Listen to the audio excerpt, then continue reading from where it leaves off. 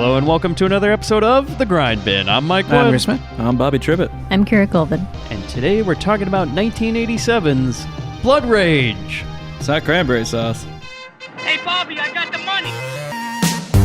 Yeah, I made the team. But you're a hooker. Get that goddamn thing out of your mouth. Why is it knockers? I don't know. Spooky got no real rhythm. We're gonna play a little game, baby. I just love funny games.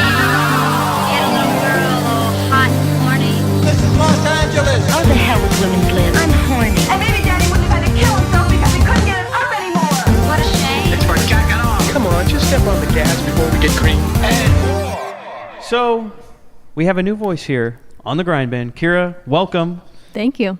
You get Blood Rage, which is a movie I have been waiting so long to cover on this show. It is true. Yeah. Wow. Yeah. I don't know if you guys enjoyed it or not, but spoilers for my recommendation, 100%. Show of hands. Yeah. Oh, yeah. Yeah. I love this movie. Yeah. Absolutely Same. love it. It is so bad, but in the best way. Yeah. And I was talking to Bobby about this earlier. I said, I don't understand how this movie is not more on a Miami Connection level. It's slowly building to that. Yeah. And, with each passing year, I think the cult of this movie has been growing quite a bit. It deserves it because there's no bullshit. It's just straight to the shit. There's no fucking overarching sob story. Well, there is, but it's not like it's just so well integrated where it's like holy shit. Just from the opening scene. Yeah. Oh, yeah. Just get right to it. Yeah. Performance in this movie is so horribly inept. Like, it's just, it's so brilliant. Like, Yeah. the dialogue, the performances are just, they're magical. Like, everything is so bad that it's great. It's just got this wonderful quality to it. And there's all sorts of little things like that I noticed this time watching it. Like, what the hell is that doing in the scene? It's like a Buckaroo Banzai watermelon type of thing. But there's all sorts of little Easter eggs. You're like, what? Yeah. Where you're noticing little things in the scenes and you're just like, man, they just really went all out for this. That's how art should be. And you have this on Blu-ray, correct?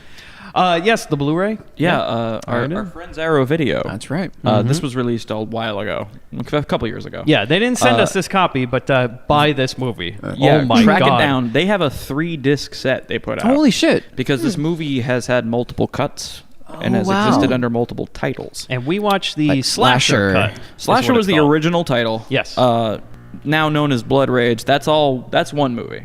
They just changed the title. The Blu-ray has the original title card, so when you hit Yeah. play, you watch. It That's what says we Slasher. saw. Yeah. It was then re-edited later to be less violent and a little bit longer. For a VHS release? No, it was a theatrical run, I want to say.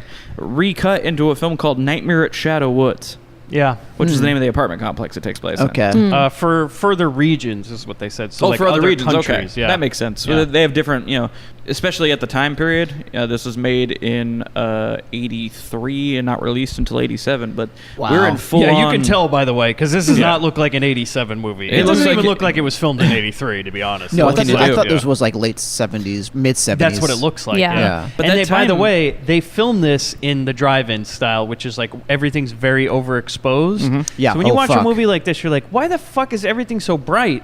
It's because back in the time when they were shooting movies specifically for the drive-in, you'd have to overexpose your film or else it's going to show up too dark on the screen. Yeah. So they would purposely make everything much brighter. And that's when funny. you do it in the Blu-ray treatment, everything looks way too bright. As a kid, driving past Anaheim Stadium, when we still had a drive-in around that time, at night we'd drive by and you would see films that weren't treated for the drive-in that would be like, hey, we're going to bring this from the drive-in, it's contemporary. And it was super dark. Super dark. You Yeah, barely it's a see big problem anything. with it. So Yeah. And the thing about presenting it to other regions, that time period in the mid 80s, we're in full on video nasties panic over in Europe, Yeah. and so it makes sense that they'd have to tame this down a little bit, so it doesn't end up getting classified as a video nasty. Yeah. yeah, because the Blood violence Rage level would have definitely. Oh, fuck yeah, would. Yeah, the best thing is like the violence of this movie is so over the top but so fake that it's just. I mean, it's like because we have Dawn of the Dead style. Head explosions. And Yeah, it's like, but in the era of the '80s, that shit is not going to fly as much as it did. When Romero's doing it, I guess. Especially when they hold shots onto the wounds in this film. Yeah, because Just when sit on it. when an arm's cut off, it's like you could clearly see like the paper towel roll basically squirting blood out of it. Yeah. Which I loved. Oh, I mean, yeah. everything about this movie. Oh, that opening kill. Oh It's boy. like, I don't even need a Blue Chew before watching this movie. No. So here's a funny thing about this movie. One more little piece of trivia before we get into the crew. It is part of the crew, actually. Is that apparently one of the actresses just never showed up. And that was the woman who was supposed to play the doctor. So it was just filled by the producer. She just stepped in and said, whatever, I'll fucking do it. Oh, really? Yeah. So at the beginning of the film. Yes. Yeah. Okay. The lady Wow. who plays the doctor in this movie is actually a film producer. The one who is bisected in the woods later. Yes. Yeah. Wow. She was not supposed to be in this movie. She just was like, well, okay, that lady's not going to show up. I guess I'll do it myself. Well, good for her. Yeah. Yeah. Fucking getting her hands dirty. Yep. And she did. Yeah. It really. Yeah. So we get into the crew, guys. The director of this movie is John Grishmer. He only directed 2 things. That's it. This and a movie called Scalpel in 1977. Which is about a psychopathic plastic surgeon who transforms a young accident victim into the spitting image of his missing daughter. Which sounds pretty fun. That Holy sounds awesome. shit. Yeah. He also wrote a movie in 1973 called The Bride, which is apparently some bride comes home and finds her new husband, a little ba-ba-ba in the bedroom with an ex-flame, and she goes crazy, and here comes the bride! And she's... By the way, the poster of it is amazing. It's like a hand holding a bouquet, and at the bottom of the bouquet is a pair of scissors with blood on it. That's fantastic. I'm in. Yeah. Apparently, John was primarily a toy manufacturer who was dabbling in directing some In films. making horror movies. Yeah. So he's like the guy who Well, owns the it's- Good Guys factory. It's during the horror boom. Everybody wanted in on that. Yeah. And, they had Child's Play, and he's like, I could do that too. I can, Holy shit. yeah. So then the writer of this movie, guys, now here's where it comes. Here's where the weirdness comes in.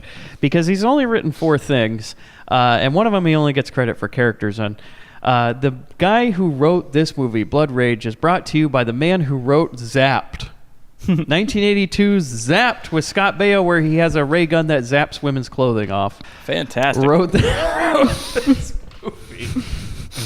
You know that was a Crown idea. Ooh. Yeah, I think this is where like the fun comes in, where it's like, yeah, I could see the guy from Zapped trying to write a horror movie and this coming out. He's thinking it's going to be really scary, but it ends up being zapped. Yeah. So we have one more. Oh, he also wrote one episode of the show Recess, which I thought was a very odd Wow. credit. Yeah, it was the episode where there was a twin murderer. So really fucking and a weird. toy gun What that a could stretch. zap clothes off. Yeah. Yeah, which was really weird for the Recess show. Yeah. Like, where? So we get into the cast, guys. Louise Lasser, who plays Maddie, or as I call Mom. I didn't even know she had a first name in this movie because she's just the mom. She is a longtime actor with 58 credits, including very big movies. She started out in 2 Woody Allen movies, 1971 Bananas and 1972's Everything You Always Want to Know About Sex, asterisk, but we're afraid to ask. She was also in the show Mary Hartman. She was the star of that show, which our good friend Spencer from the High and Low podcast told us all about, which is supposed to be insane. It's a satire sitcom about a regular housewife, Mary Hartman, who goes through mass murders, alien abductions, and all sorts Holy of other shit. things in Wow. her neighborhood. Does it all just happen to her? Because that would be amazing. Yeah. Really? So she gets it's a abducted. very and- weird show. Holy shit. It only lasted, I think, a season or 2, but it's very weird. And it's a spin-off of another show. I forget what he said was the that Rhoda? spin-off from. Mr. Belvedere. Yeah, it was a spin-off of Mr. Belvedere. She was Softly also loud Yo-Yo? out there. she was in 1985's Crime Wave. She was also married to Woody Allen. Oh, Jesus, I didn't even have that down. Oh, it just came out of nowhere. That boom. Yeah, she was Yeah. married to Woody Allen at the time that It she all did this movie. ties Oh, together. okay. Okay. 'Cause then- This movie? This movie. Oh. So Crime Wave, okay, it's interesting because Sam Raimi worked on Crime Wave and Ted Raimi is in this movie. So. Yeah, I thought you would notice I him. noticed Yeah, that Ted for Raimi's sure. in this movie. Oh, fuck yeah, that he was the plays first the condom thing. I'm like, salesman. Yes! I've got info on how he ended up on this movie, too. Oh Do boy. tell. Do tell. She was also in, here we go. Uh-oh, guys, it's a Guten turd. She was in 1987's Surrender, which it's like, I didn't know Gutenberg made that many movies, And I just keep, for this show, you research it, you're like, Jesus, he was in everything. Everything. 1990, guys, she was in Frankenhooker. Oh, wow. Man, future Grindbin episode. Yeah, she plays his mom and Frankenhooker. Wow. Mama Frankenhooker. Yeah, Mama Frankenhooker. She was also in 1998's wonderful movie, actually, by Todd Solondz, Happiness. Huh. I saw that on tour and I was like, what the fuck? Yeah. Okay, so She plays the grandma in that the movie. first time I watched that movie, I was on tour with Leftover Crack, and they were watching it. I decided I sat in the front of the van, so I couldn't watch it, but I got to hear everything in that film. I'm like, what the fuck is going You on? listen to the audio drama? Yeah, I was like, holy shit! Like, just like in my imagination, it was just like that much more crazier than. Yeah, it's a great movie, but Yeah. it's crazy. And Yeah. I still can't believe you haven't seen Welcome to the Dollhouse. That I'll movie, get around to it soon. God damn. I saw that I got with... so many bad movies to get through first. Yeah, but I saw that one actually with Todd Solondz there. And Wow. Heather, what's her name? This is a who played- dangerous men situation. You were sitting in front of him. No, just no, no. It cackling was and everything? it was a whole Q&A at Cinefamily before it was closed down for reasons. Yeah. No, he was there with Don Wiener and the kid who plays Brandon in that movie. Yeah, and they took Q&A. It was Oh, cool. Incredible. Okay. That's cool. and he Oh. talked about casting that movie and everything. It's very crazy. One note about Louise Lasser being in this movie. She, upon reading the script, believed it to be a comedy. Well, I mean, it is, right? I know, you read but the I script, laughed my ass Yeah, off. I did too. She Yeah. was like, "This is a hysterical comedy. Like, this is gonna be Yeah. so funny." I feel like she's the only one in the cast who was like, "This is gonna be hilarious." Because why is she in this movie? I mean, this is like Why'd way... she take this film? She Because is, someone got the script to her and she laughed at Look, it and was like, "Let's do it." the thing is, she doesn't... Because she did not have to be in this movie. I guess she did Frankenhooker, you know? So it Yeah. was like she was Yeah. doing, you know... But she was also in Mystery Men, 1999, and Requiem for a Dream. Wow. She was actually, when I saw the picture of her in Requiem for a Dream, I was like, oh yeah, she plays the older woman in that movie. She's got a big role in it. So I don't remember anything about that, but remember everybody in film school loved it. You know, that was the big, oh God, have you seen Requiem for a Dream? It's like, yeah, we've Is that all the same guy that seen did it. Pie? Yeah, Okay. yeah, Darren Aronofsky. Yeah. Um, And did The Fountain, and I'm like, oh, okay, we're done here. so after The Fountain, you were done. You didn't go see Noah? No, I did not go see fucking I saw Noah. Mother, though. I enjoyed it. It was Oh, good. yeah. It was weird, man, Yeah. but I liked I mean, it. it's not Big Mama's house. No, but what is? Mark Soper, who plays Todd or Terry. Twins, guys. You like it? Isn't that great, though, that I only got to read about one guy for playing two characters? We gotta put his name in playing twice. two different people. Yeah, Todd and Terry. He only has 18 credits. He was in The World According to Garp, Tempest, The In Crowd, and Phenomenon, which is a movie where Travolta's like yeah. abducted by aliens or something, becomes a Superman or something. He was that was the plot. He was. I know he had powers, but I didn't know he was Yeah, like it was like he abducted. sees a light in the sky, and then all of a sudden he's He like, gets "Oh, I struck got down. powers." So it's either God or aliens, I guess. So Yeah. take what you will out of it, Yeah. or some sort of government plot, I guess. I don't know. It goes to the top. Yeah, it does. Julie Gordon, who plays Karen, only 5 credits, That's a shame. which I was like, man, what a tour de force performance she gives in this movie. She was in 1980 Super Fuzz with Terrence Hill and Grindbin All-Star Ernest Borgnine. Oh, She was fuck also yeah. in 1987's Deadly Illusion, which is Billy D. Williams and Grindbin All-Star Morgan Fairchild. Holy shit. Yeah.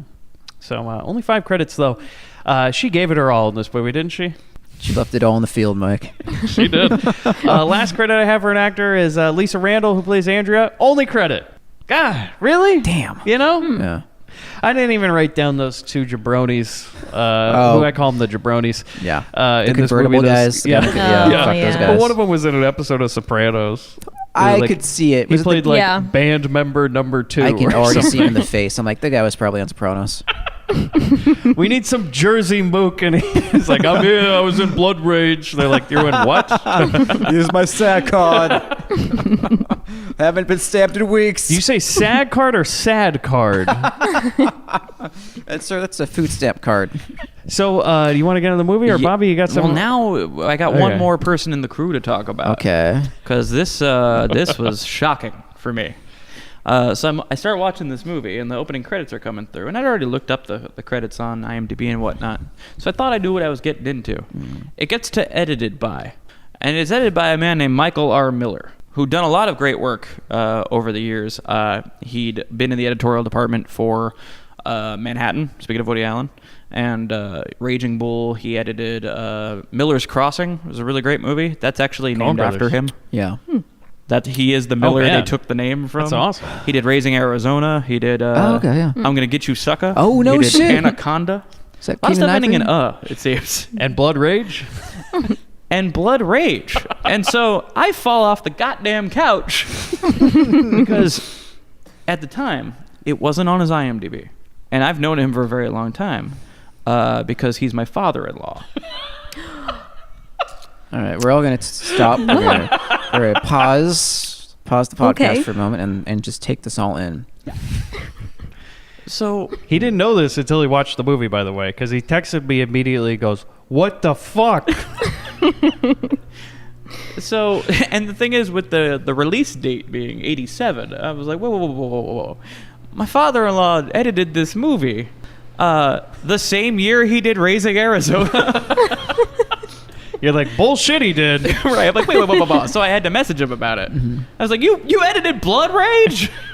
And he responded by saying, yeah, a bit of a long story. I also directed the opening scene. Oh my God! So why isn't he in the chair right now? Well, good news, Chris. Bobby So- has talked to him extensively. Yeah, I called him up. We had a long chat about it.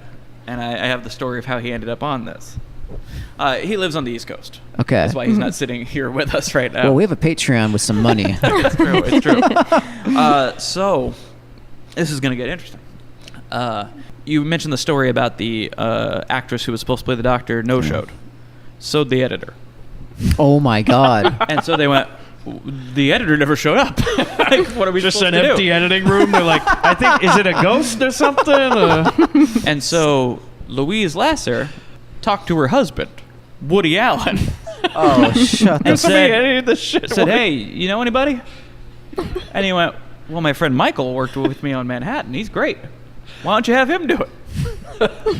And this is in '83, and Michael's like, yeah, let's do it, you know? And at the time also, they wanted to rework the opening scene. Because the opening scene just had a very simple, almost Jason style.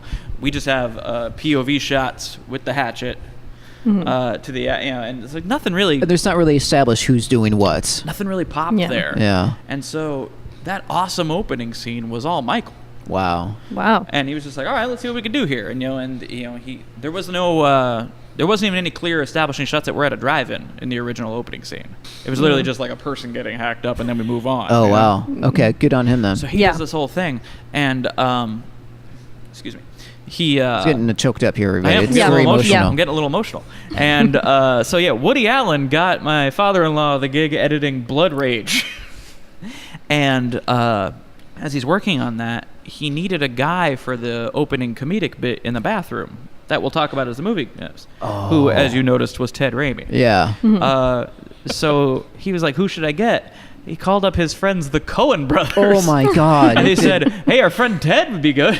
Because they were doing Blood Simple at the time, I think. Because he had already worked with them on Blood Simple, Yeah. which I think was '82, That's right, yeah. so a couple years earlier. Yeah. And as I said, Michael was in the editing department on that as well. Shit. And so he's tight with the Coen brothers. He's tight with Woody Allen. Woody Allen got him the job, and the Coen brothers got Ted Raimi. So that is a hell of a pedigree Yeah. of Yeah. people working on Blood Rage. Jesus Yeah. Christ. People who had involvement in all of this. Yeah. We're working on a movie that everybody was like, yeah, it'll be gone in a year. Yeah, and nobody like, will remember it. What is this? And This here is we are in nothing. 2018 with a 3-disc Blu-ray set. Yeah. Of Right. a movie deserving of it. Oh, fuck Oh, yeah. yeah. So, Chris, no bad words about the editing. It's edited No, I fantastically. loved Say, it. like, Yeah. and I said this to him when I was talking to him. I was like, personal bias aside, whatever. That opening scene's the best part of the movie. Yeah. Oh, for It sure. is, yeah. And like the shots of the blood splattering on the bucket of popcorn and the and all that stuff, and it was just fascinating to get to talk to him about working. Oh, that's on this. amazing. And you didn't have a tape recorder! No, you're good. Well, I'm sure. I wish I told Mike that. I was like, I wish I'd recorded this conversation. Yeah. He hung out with the composer while the composer was doing the music. The and the music in music this on movie this thing. is so rad. Yeah. Mike, we're gonna pause while I pull up the composer's His name, pants. so I can mention it because Do you got he did some trivia? interesting stuff too. Do you got trivia to sprinkle in throughout the movie? Yeah, where I can. Great. I feel like this was a thing where he sat down in the editing booth and was like, so this is it? This is what I got to work with, huh? You guys didn't do a second take where you actually focused on the lady, or? Okay, well. Get to hear a lot about this. My brother's a movie editor, so yeah. And it's just like, this is all they got. One Yeah. take. One Yeah. take. Often it's said that the editor is more important than a director. So, Yeah, my brother's changed many movies. see, and Yeah. I know too because of my father-in-law. Yeah. How often directors will come to their editor and just give them all the footage. I'd be like, can Yeah. you make a movie out of this? Yeah. Because I've kind of worked myself into a quarter here. And while he was editing it, he was alongside the composer Richard Einhorn, who did that awesome soundtrack for this movie. Finkel? Einhorn? Einhorn.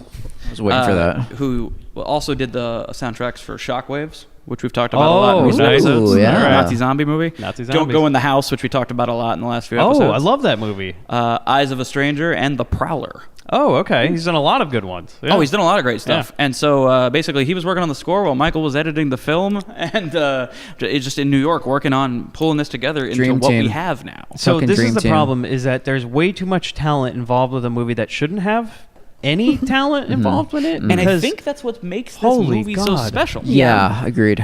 this movie is just—it definitely seems like a guy who makes toys for a living decided to make a movie because he doesn't have any idea what he's doing.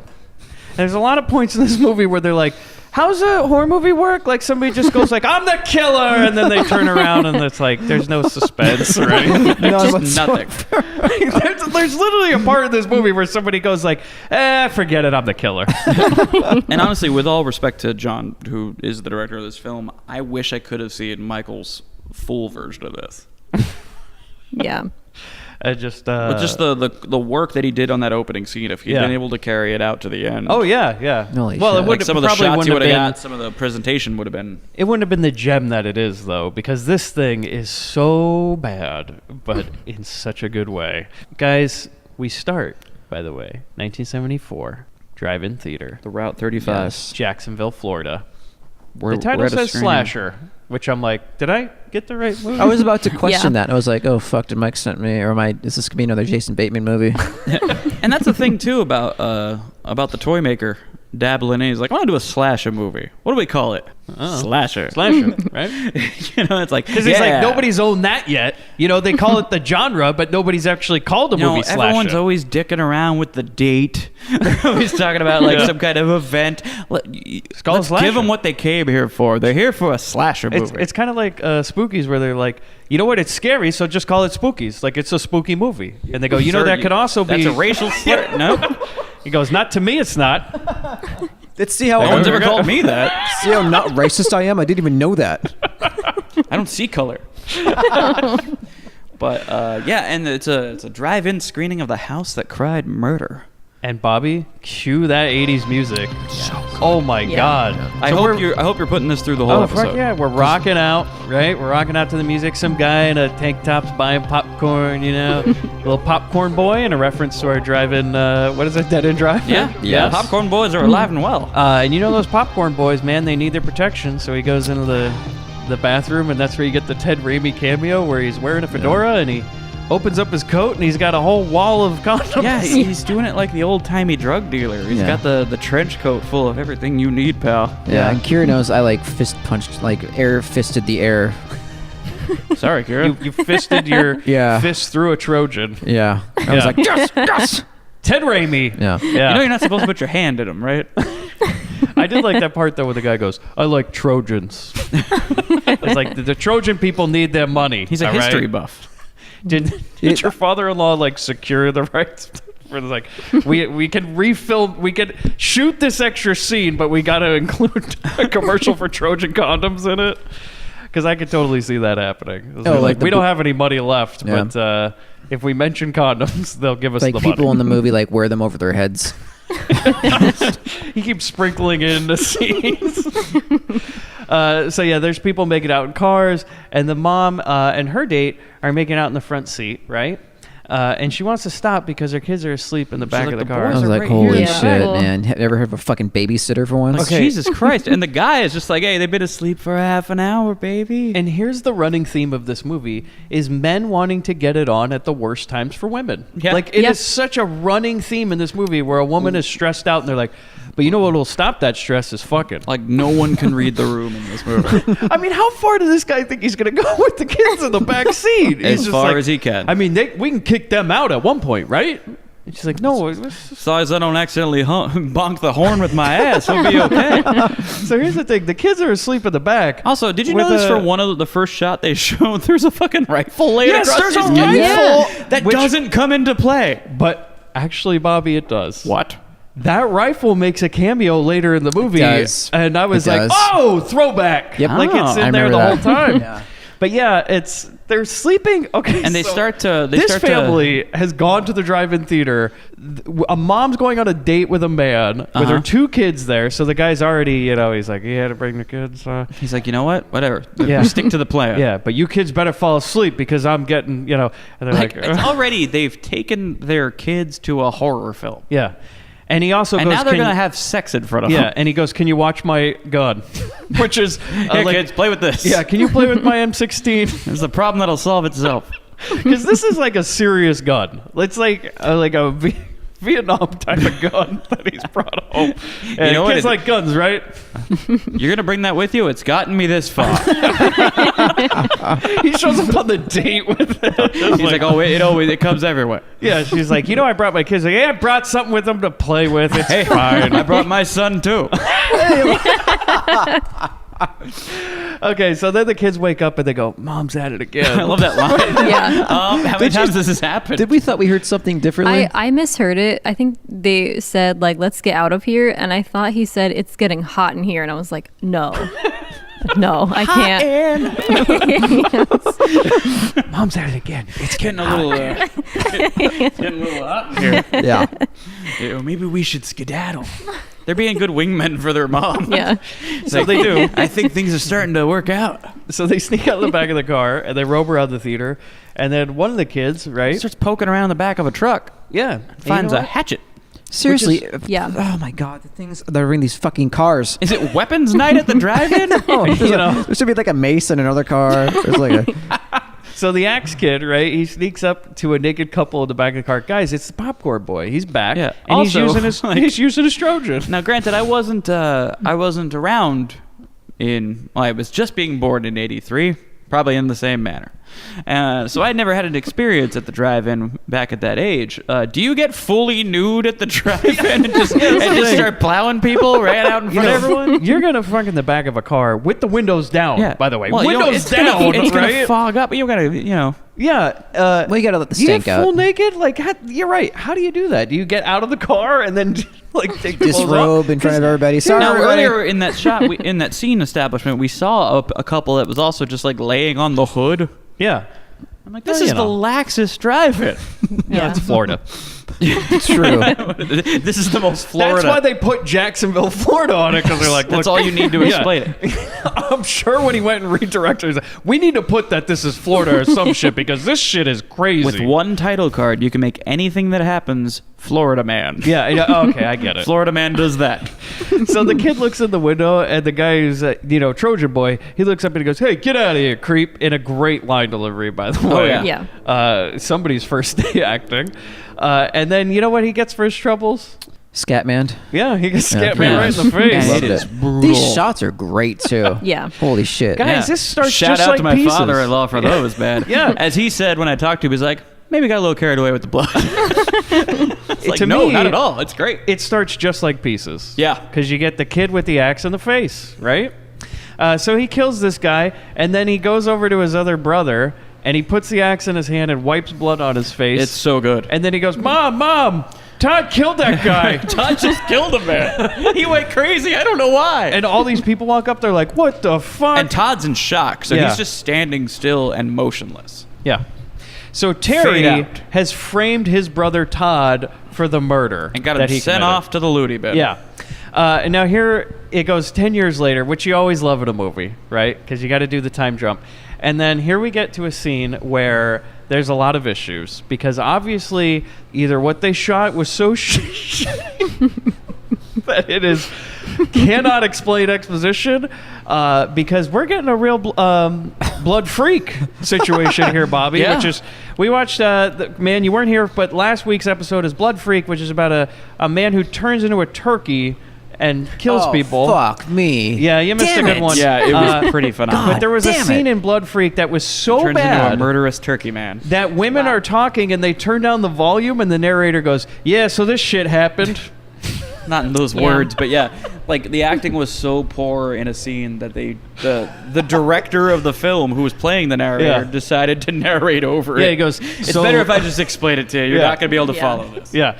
So the scene is the mom comes to visit this doctor at a mental institution, right? And she's brought her son Todd his favorite piece of cake. She always brings him cake in a little box We're with the explaining bow all and of this everything. with our Sweet Wonder Years narration done by the producer of this movie. Yeah, so the producer of this movie goes, "Look, this sucked. So what happens is this lady comes and visits her son all the time, and he's crazy. But actually, he's not really crazy. His brother Terry is the one who killed some people. That's what he says, because now he remembers everything.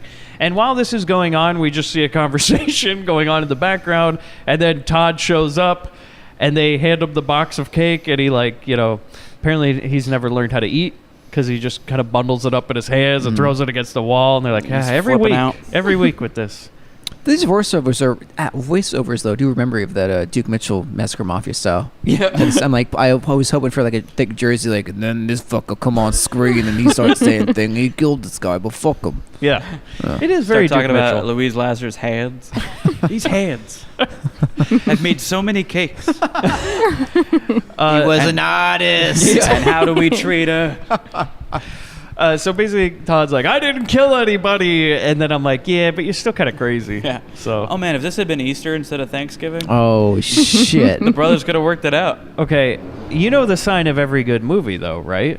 Four A little Riders? co-ed football, touch football in the park, right? 'Cause Jesus this Christ. is Yeah, we're about to go to that because our doctor who's narrating is explaining that she's hip to what's going on here. Yeah. She suspects that the switch had been made, and So- that Terry and Todd are not in the right positions Yes, here. yes. And so that- the basic idea is what she says over 5 minutes of the movie, because the dialogue was so fucking bad and confusing that it must have been a test screenings. People were like, "I don't know what the hell's who's who."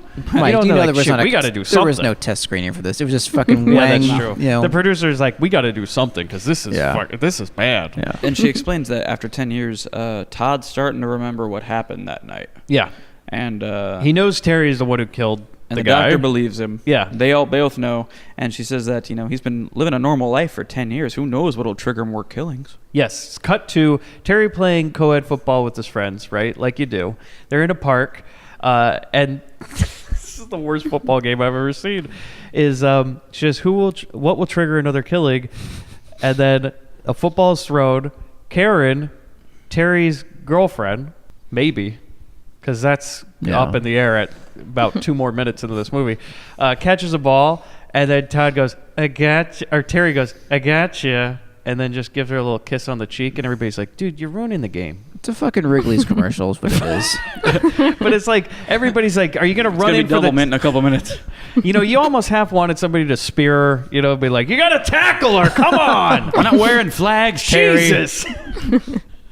So yeah, it's like he ruins the football game. But then the new girl shows up. Yeah, all of a sudden, at the same time that we established this is his girlfriend, a new girl runs up and she's like, "Hi, I'm the new girl."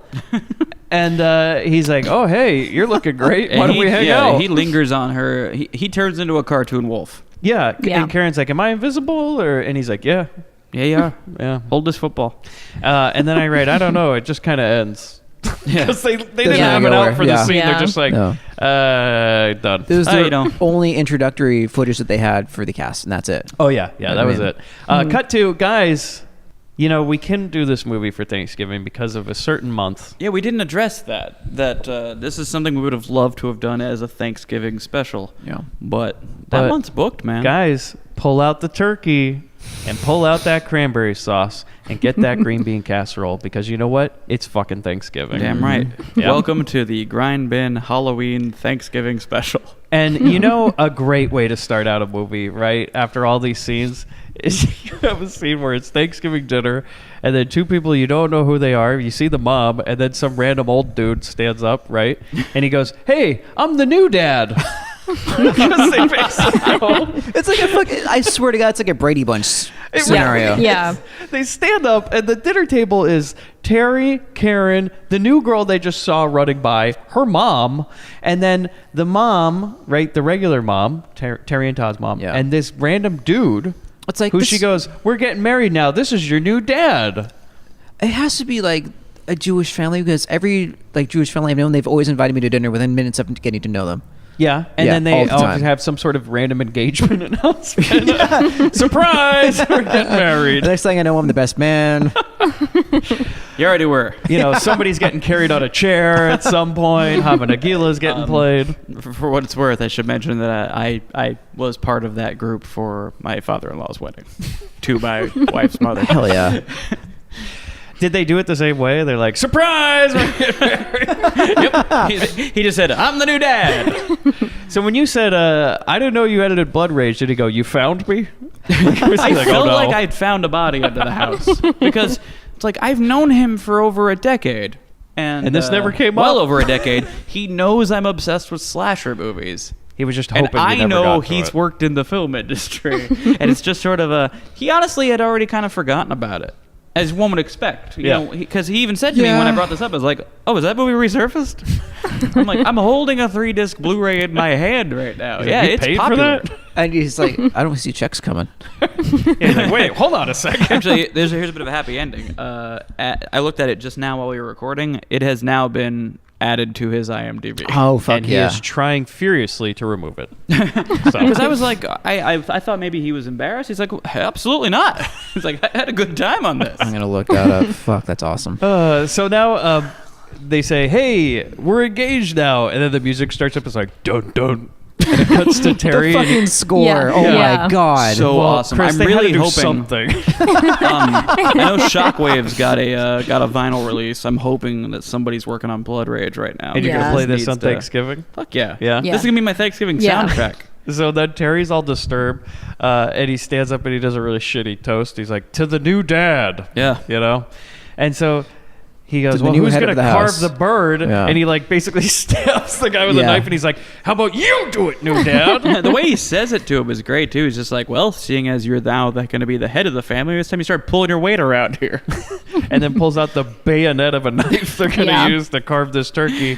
Yeah, The he music took it off the front of the rifle from his mom's old boyfriend. No, I played in a band where the singer went around with a like literally a knife this big. It was basically a machete. He just like kind of had it on him. Yeah. All the time. Well, and- you've played in some great bands. Did he Chris, often man. Oh, yeah. say it's not cranberry sauce?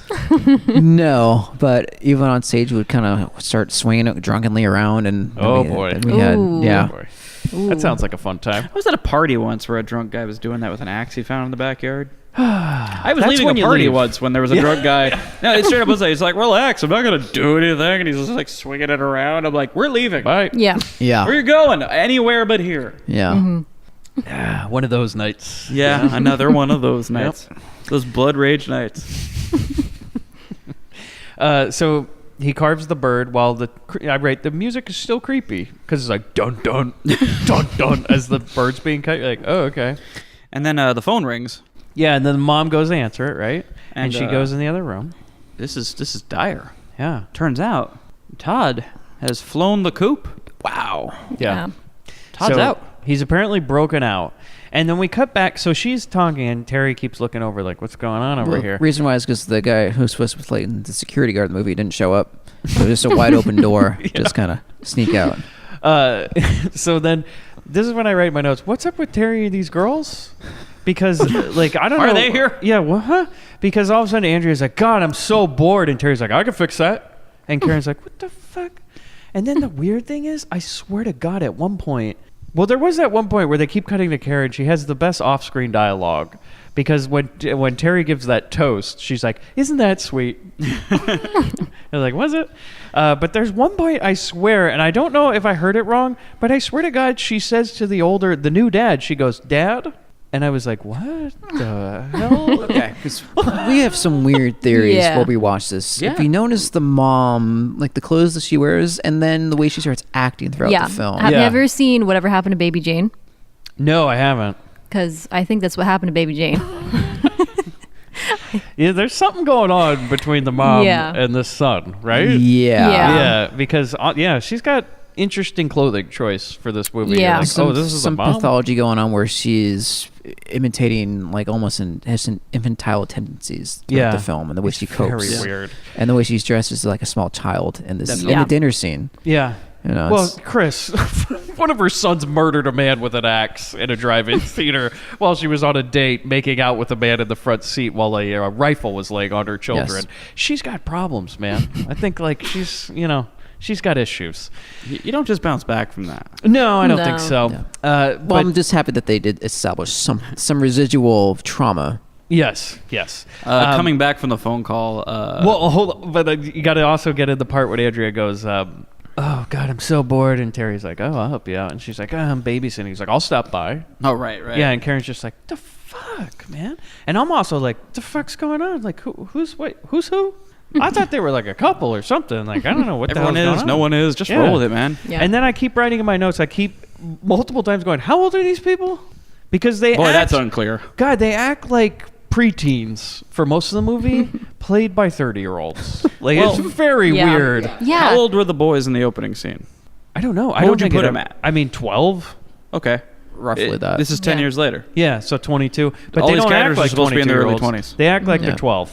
Sure. Yeah. Because they're like, "Boy, will you kiss me?" And you're just like, "I'm sorry, at 22 we're acting like this?" I mean, I don't know. Maybe on my college campus they were. Well, no, because hold on. There's a part where, because as Andrea's going to college, and Terry says, "Well, what are you majoring in?" And she says, "Partying." So maybe they're college aged. That would be about 22. Yeah. So then That's about right. No, well, 22 you would probably be graduating if Not you're necessarily. just going to college. You know? I don't know about you, but I've known a lot of people who took a few years before they went to college. Yeah, Yeah. yeah, and Yeah. Andrea too. If Need she's to- majoring in partying, Yeah. Some people need to fuck around a little bit and then worry about Yeah. school. got to go to community college for about 6 years before you finally get in there. That's We're how I did it. Work at Best Buy just to figure things out. You That's know? also and, how I did it. Yeah, just Yeah. figuring out I'm life. feeling pretty attacked right now, guys. Like, I don't know how y'all knew that shit, A little but too on the nose, Yeah, huh? this is hitting real close to home. It's not Whoops. cranberry sauce, guys. so, Hey, Bobby, I spent 10 years at community college, so don't worry. I got my degree in what I don't Don't they make remember. you the dean at that point? Actually, yeah, I was teaching the class at one Yeah, point. you the got Yeah. thing is, credentials though, at that Chris point. Yeah. majored in partying, so Yeah, that's right. Yeah. Mm-hmm. with a minor in Yep. music. So Terry goes into the kitchen to talk to Mom. He's like, "So what's going on?" And she's She explains that they can't find Todd. yeah, she's like, "Look, your brother broke out of the mental institution, but please keep it down. We don't want anybody to know, okay? Terry, we're in agreement, right? Let's keep it to ourselves." And so he agrees. Yeah, he's like, and "Yeah, then sounds walks good." back into the dining room, And sits the- down next to new dad, and says, "Looks like you're gonna get a chance to meet the rest of the family. My psychotic brother just escaped." Dun dun dun dun. And I got, well, there goes dinner. And everybody's in shock. And I love this is Terry doesn't even break a sweat. He just goes, "Can you pass the green beans, please?" It's pretty great. Cut to now Todd's just wandering around town looking at pick and save windows and shit. Like you do. And so basically Todd is played by the same character as Terry. It's just they did it like a wrestler thing where he just wet his hair. Yeah. You know what I mean? Yeah. So it's just He's perpetually has just terrible yeah. perspiration He problems. just got out of the shower, Yeah. basically. Is the Todd whole is movie. just wet and disheveled at all times. So then He was rode hard and put away away wet wet. for 10 Yeah, years. yeah. So now Mom's sitting in the bedroom all upset, right? And the new dad walks in and he's like, "You're upset? Time to make out." Yeah, just goddamn, read the room, Yeah. Dad. Yeah. Because this is really like she's crying and she's like, "My son broke out of a mental institution. My other son's really fucking weird and he told everybody I'm embarrassed." And he's like, "Yeah, but I'm gonna get that tongue down that throat." I mean, I just And took a it's Blue like- Chew after dinner. Yeah. I mean, this is happening. Yeah, he's like, these Blue Chews cost a lot of money, so I'm Boy, not that's letting this a- go to waste. That stuff kicks in before the turkey does, I'll tell you that much. Yeah, so he's He's like, "Oh, your son broke out? So did this dick." pretty much, yeah.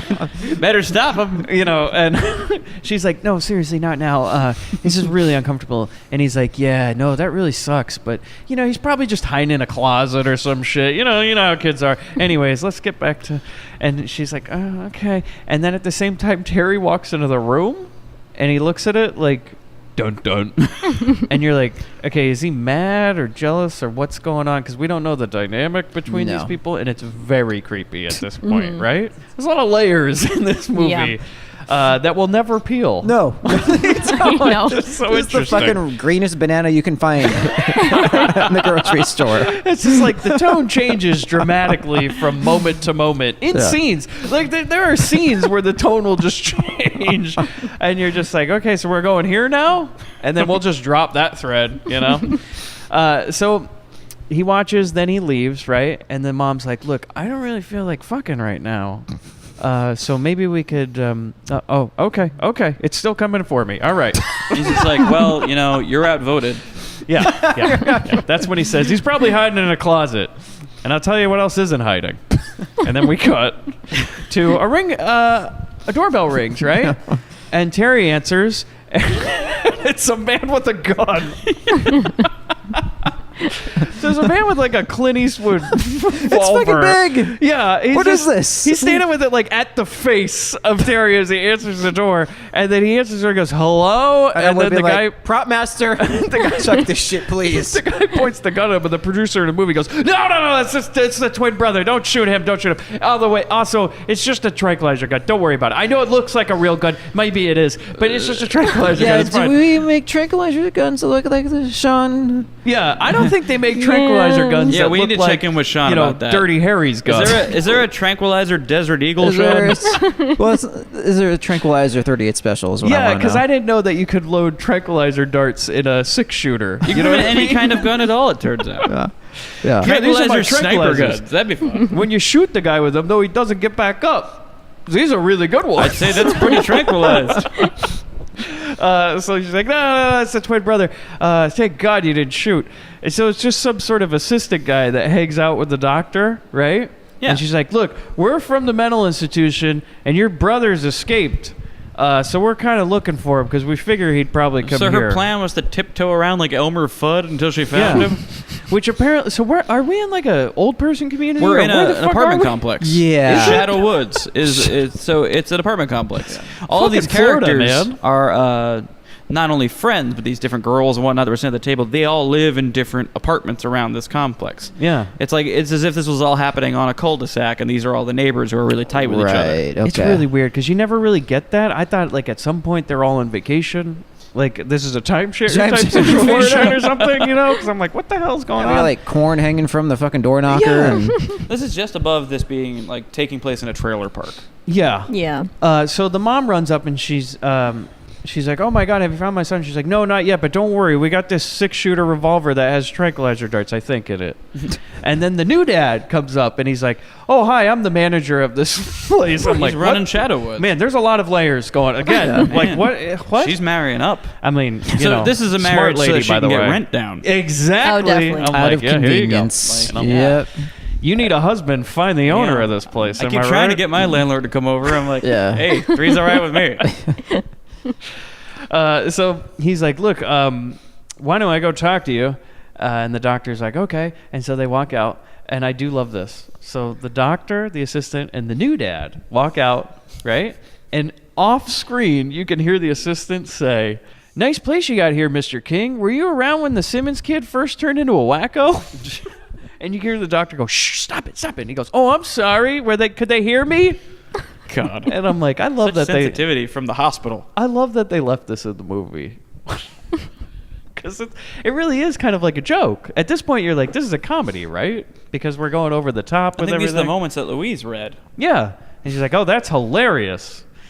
So then the new dad tells him, he's like, yeah, you can point your gun at whatever. Just look around. I don't care. What are you looking for? Some guy? It's fine. It's Florida. Nobody gives a shit, And he's like, look, I'll be in my office. So the new dad goes back to his office and he calls the mom on the phone. And he's like, look, everything's fine. Nothing to worry about. And Terry sneaks up behind him.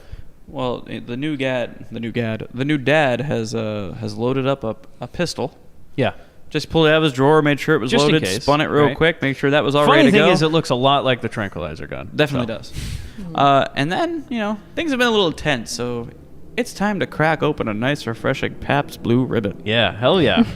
So he pops open his Pabst, right? And he's got a gun in one hand and a Pabst in the other, And which Terry is, is watching him through the sliding glass door behind him. Yeah.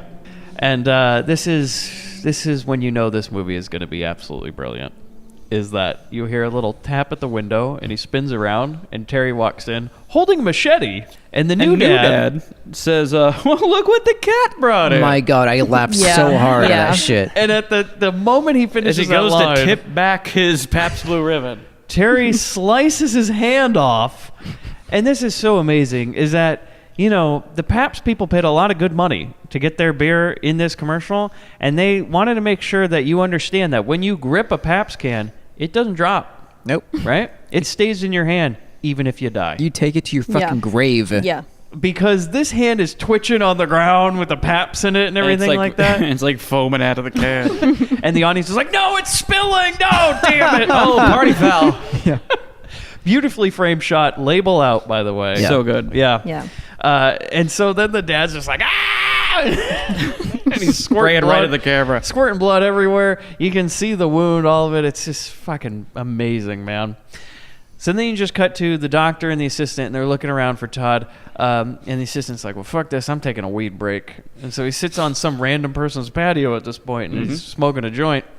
And then Terry walks up. And I love this. So Terry has a giant machete, right? And he's like, the worst way you can possibly hide a weapon like this. It's like a 5-year-old. yeah, it's like when you're trying to surprise like your girl with flowers behind your back. Yeah, it's you're like, not Chris, gonna- what do you got behind your back? Yeah. You know, What do you have that's giant behind your back? I will say it works in some situations. I got an actual metal Freddy glove into the Los Angeles Comic-Con, basically doing that. Oh, really? It didn't hurt that my wife was with me, who was also cosplaying, so the security was not looking at me. And they're like, what do you got behind your back? And I just sort of, gripped it by the blades, held it Good job. down by my side. Yeah. So, yeah, he You're has like, this- hey, weird, that guy in the Freddy sweater doesn't have a glove. But Terry Poser. has about a 3-foot long machete behind his back. You know, it's like practically poking out of his Yeah, head. this thing's fucking Yeah. signed by Kane Hodder. This thing's massive. He's like, oh, hey, what's up? And the guy he's says, like, well, doctor told me to relax, so I'm relaxing. yeah, and this is great. So he's like, hey, you want to smoke some of this joint? And he's like, yeah, sure. You know what the doctor told me? The doctor told me that Todd never killed anybody. And Terry goes, yeah, he did. And then stabs this fucking guy right through the chest. More blood sprays. And it's a great fucking shot. So Yeah. the Really effect is. is awesome. Yeah. Because you actually see the blade go in and out his backside. Yeah. It's like, damn, man. It goes right through the chest, and a blood sprayed everywhere. And I do love this. The assistant guy falls over dead, right? And there's blood everywhere. And Terry looks at him, takes a hit off the joint, and goes, yeah, he did. And then walks away. All right, imagine that person just walking out of their patio at some point. If it was you, would you just shut the door? Yeah. You'd be like, oh, Yeah. boy, Yeah. not another. You just hear it lock. Yeah. I mean, it's Florida, so this is obviously like Stand your fucking ground. Friday night here. Yeah. Lights are off. The drapes are going down. Yeah. Yeah, some guy opens it and shoots the body, just I'm standing my ground. Making sure he's not a zombie or nothing getting back up, you know. Just Shit two in the gets head. weird in Florida. Yeah, 2 in the head. At some point, an anaconda's going to come and eat him or something. You Yeah, know? well. Or did Yeah. you see that footage of the 15-foot alligator? No. Yeah, there's a 15-foot gator named Chubbs who hangs out on the Florida golf course. Who just appears every once in a while, and he's like a local legend. They're like, "Oh shit, it's Chubbs!" Hey, I'm like, "That's a 15-foot gator." Yeah, so you find the dead body on your patio, you just ring the Chubbs bell, and he'll come and take a care of it. Only if for it's you. not working as a caddy. Yeah. Yeah. It's all in the hips. So then it cuts back to the doctor is looking for Todd under bridges, which I really like. She's like, Todd, are you under that bridge? It's like an Easter egg. Yeah, Huh? what are you, a fucking troll or some shit? What's the password? Answer me these questions 3. So then One, we cut is it cranberry sauce? So then we cut back to the mom. Guys, here's the thing. The guy who directed Ghost Story, you hack. Because the mom is basically reenacting that scene from Ghost Story where that girl eats a whole pie. She's sitting on the floor in her Yeah. kitchen eating all the Thanksgiving Hey, leftovers. who among Yeah. us? Yeah. We've all been there. Yeah. Yeah. Yeah. Yeah. She's just sitting there. She's had a rough fucking night, man. She sits down. She eats the rest of the green beans and everything. Then we cut back to the doctor, and, well, I could have sworn there was one of her. Now there's 2. Because Terry just takes that machete and cuts her right in half. And this effect is amazing. And I Yeah. was saying to her, like, this is what you and I used to make in high school. This Oh, is yeah. the This fucking is shit. seriously. There was that part where we cut my brother in half. That's right. Yeah. Rock Through Time, and he played a ninja, and I cut him in half. Yes, Yeah. you did. That was We Chris don't have Mann's that. Rock Through Time 2000. That's right. Man. Do you know? Because it's never going to get made. But we always love this thing. We had a time machine in that movie, which Chris Mann's character was so dumb he called the Time Machina. But at one point, it was introduced that there's also a time machine gun. Ooh. But if it was this random lady that Chris was supposed to save at one point, and Ninja Ultimate, who's the bad guy, places the time machine at self-destruct, and it explodes, and she dies. But then Chris uses the time machine gun to go back in time, and she's still alive at one point, and she goes, "You can save me." And he goes, "What's the point? You're just gonna die anyways." And she explodes all over again. Wow. That was our favorite part of the Wow. movie. That was my favorite line. Yeah. Yeah. Yeah. We. Oh my God. Give us some money, we'll make it. Yeah. Bobby complained Ninja Ultimate. Okay, I'm in. You won me over. Yeah, we like Ninja Ultimate because he would just kill all his henchmen. So at one point he had hundreds of henchmen, but by the end of the movie he only has like 3 left because he just kept like every time somebody piss him off, he'd kick a head off. And he was actually played by a guy that's like a brown belt in Aikido. Yeah. Or something like that. You got yeah. Steven Seagal? Yeah, it was. So Terry's looking at his blood-stained clothes, right, in the bathroom. And he's just looking at the mirror, and then he's like, "Well, you know, I've killed all these people, but I've never tasted what blood tastes like."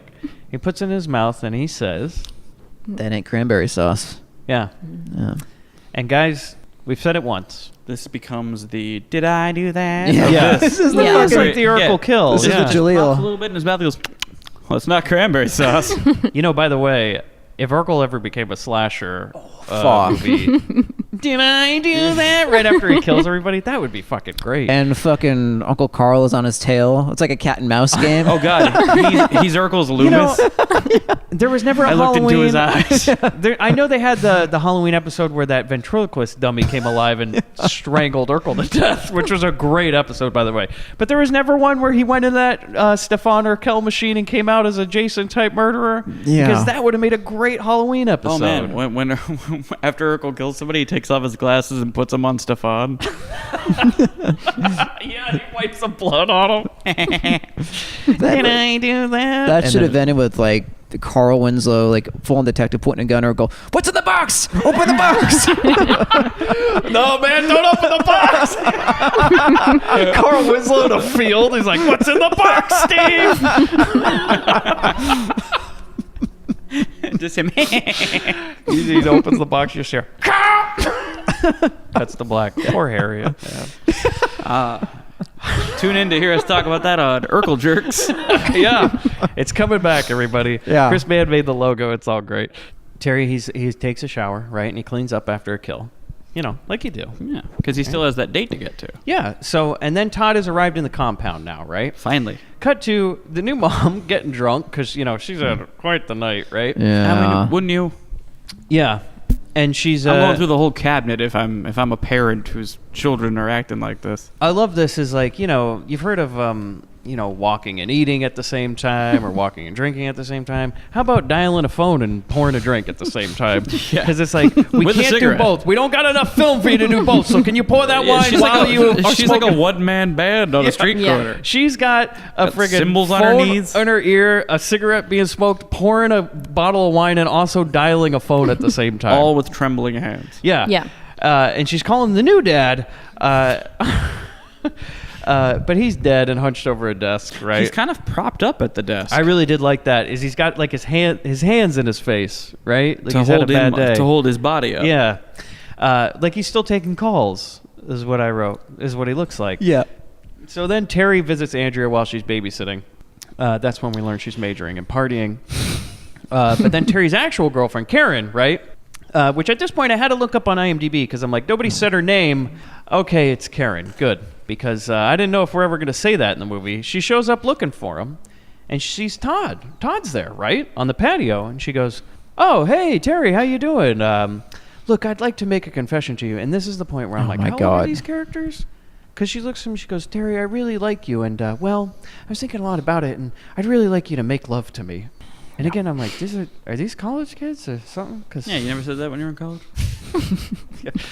we've been going out a few times, and We're around in number 3. Chris said, "Mike, this is a really weird, it's a really weird night, man." Yeah. Like, I like you. I don't like you. She's like, "Are you high or something? Because you're acting weird, and you always act like that when you're high." And then he goes, "Oh, I'm not Terry, I'm Todd." And she goes, "Oh God." And he goes, "You seem real nice. I've never kissed a girl before." And she goes, "You better try it sometime." And then Scooby-Doo style. Yeah. Honestly, I'd run too. Right. I'd run really fast. Yeah, it was very creepy. So she runs into a So parking I never lot. befriended any twins.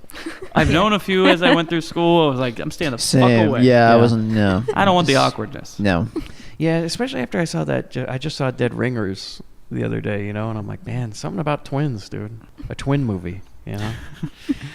So she runs into some jabronis in the parking lot, right? So jabroni 1 and 2. Jesus Christ, Okay. these guys. It's Greg and the other one. Yeah, Artie. these Jersey books. Artie and Greg are these, These guys, you know, they both got the pompadours and everything, and they're like, "Hey, what's up? We're in the movie, huh?" Hey, toots. And Artie, as she explains what's going on, immediately grabs a bat out of the car.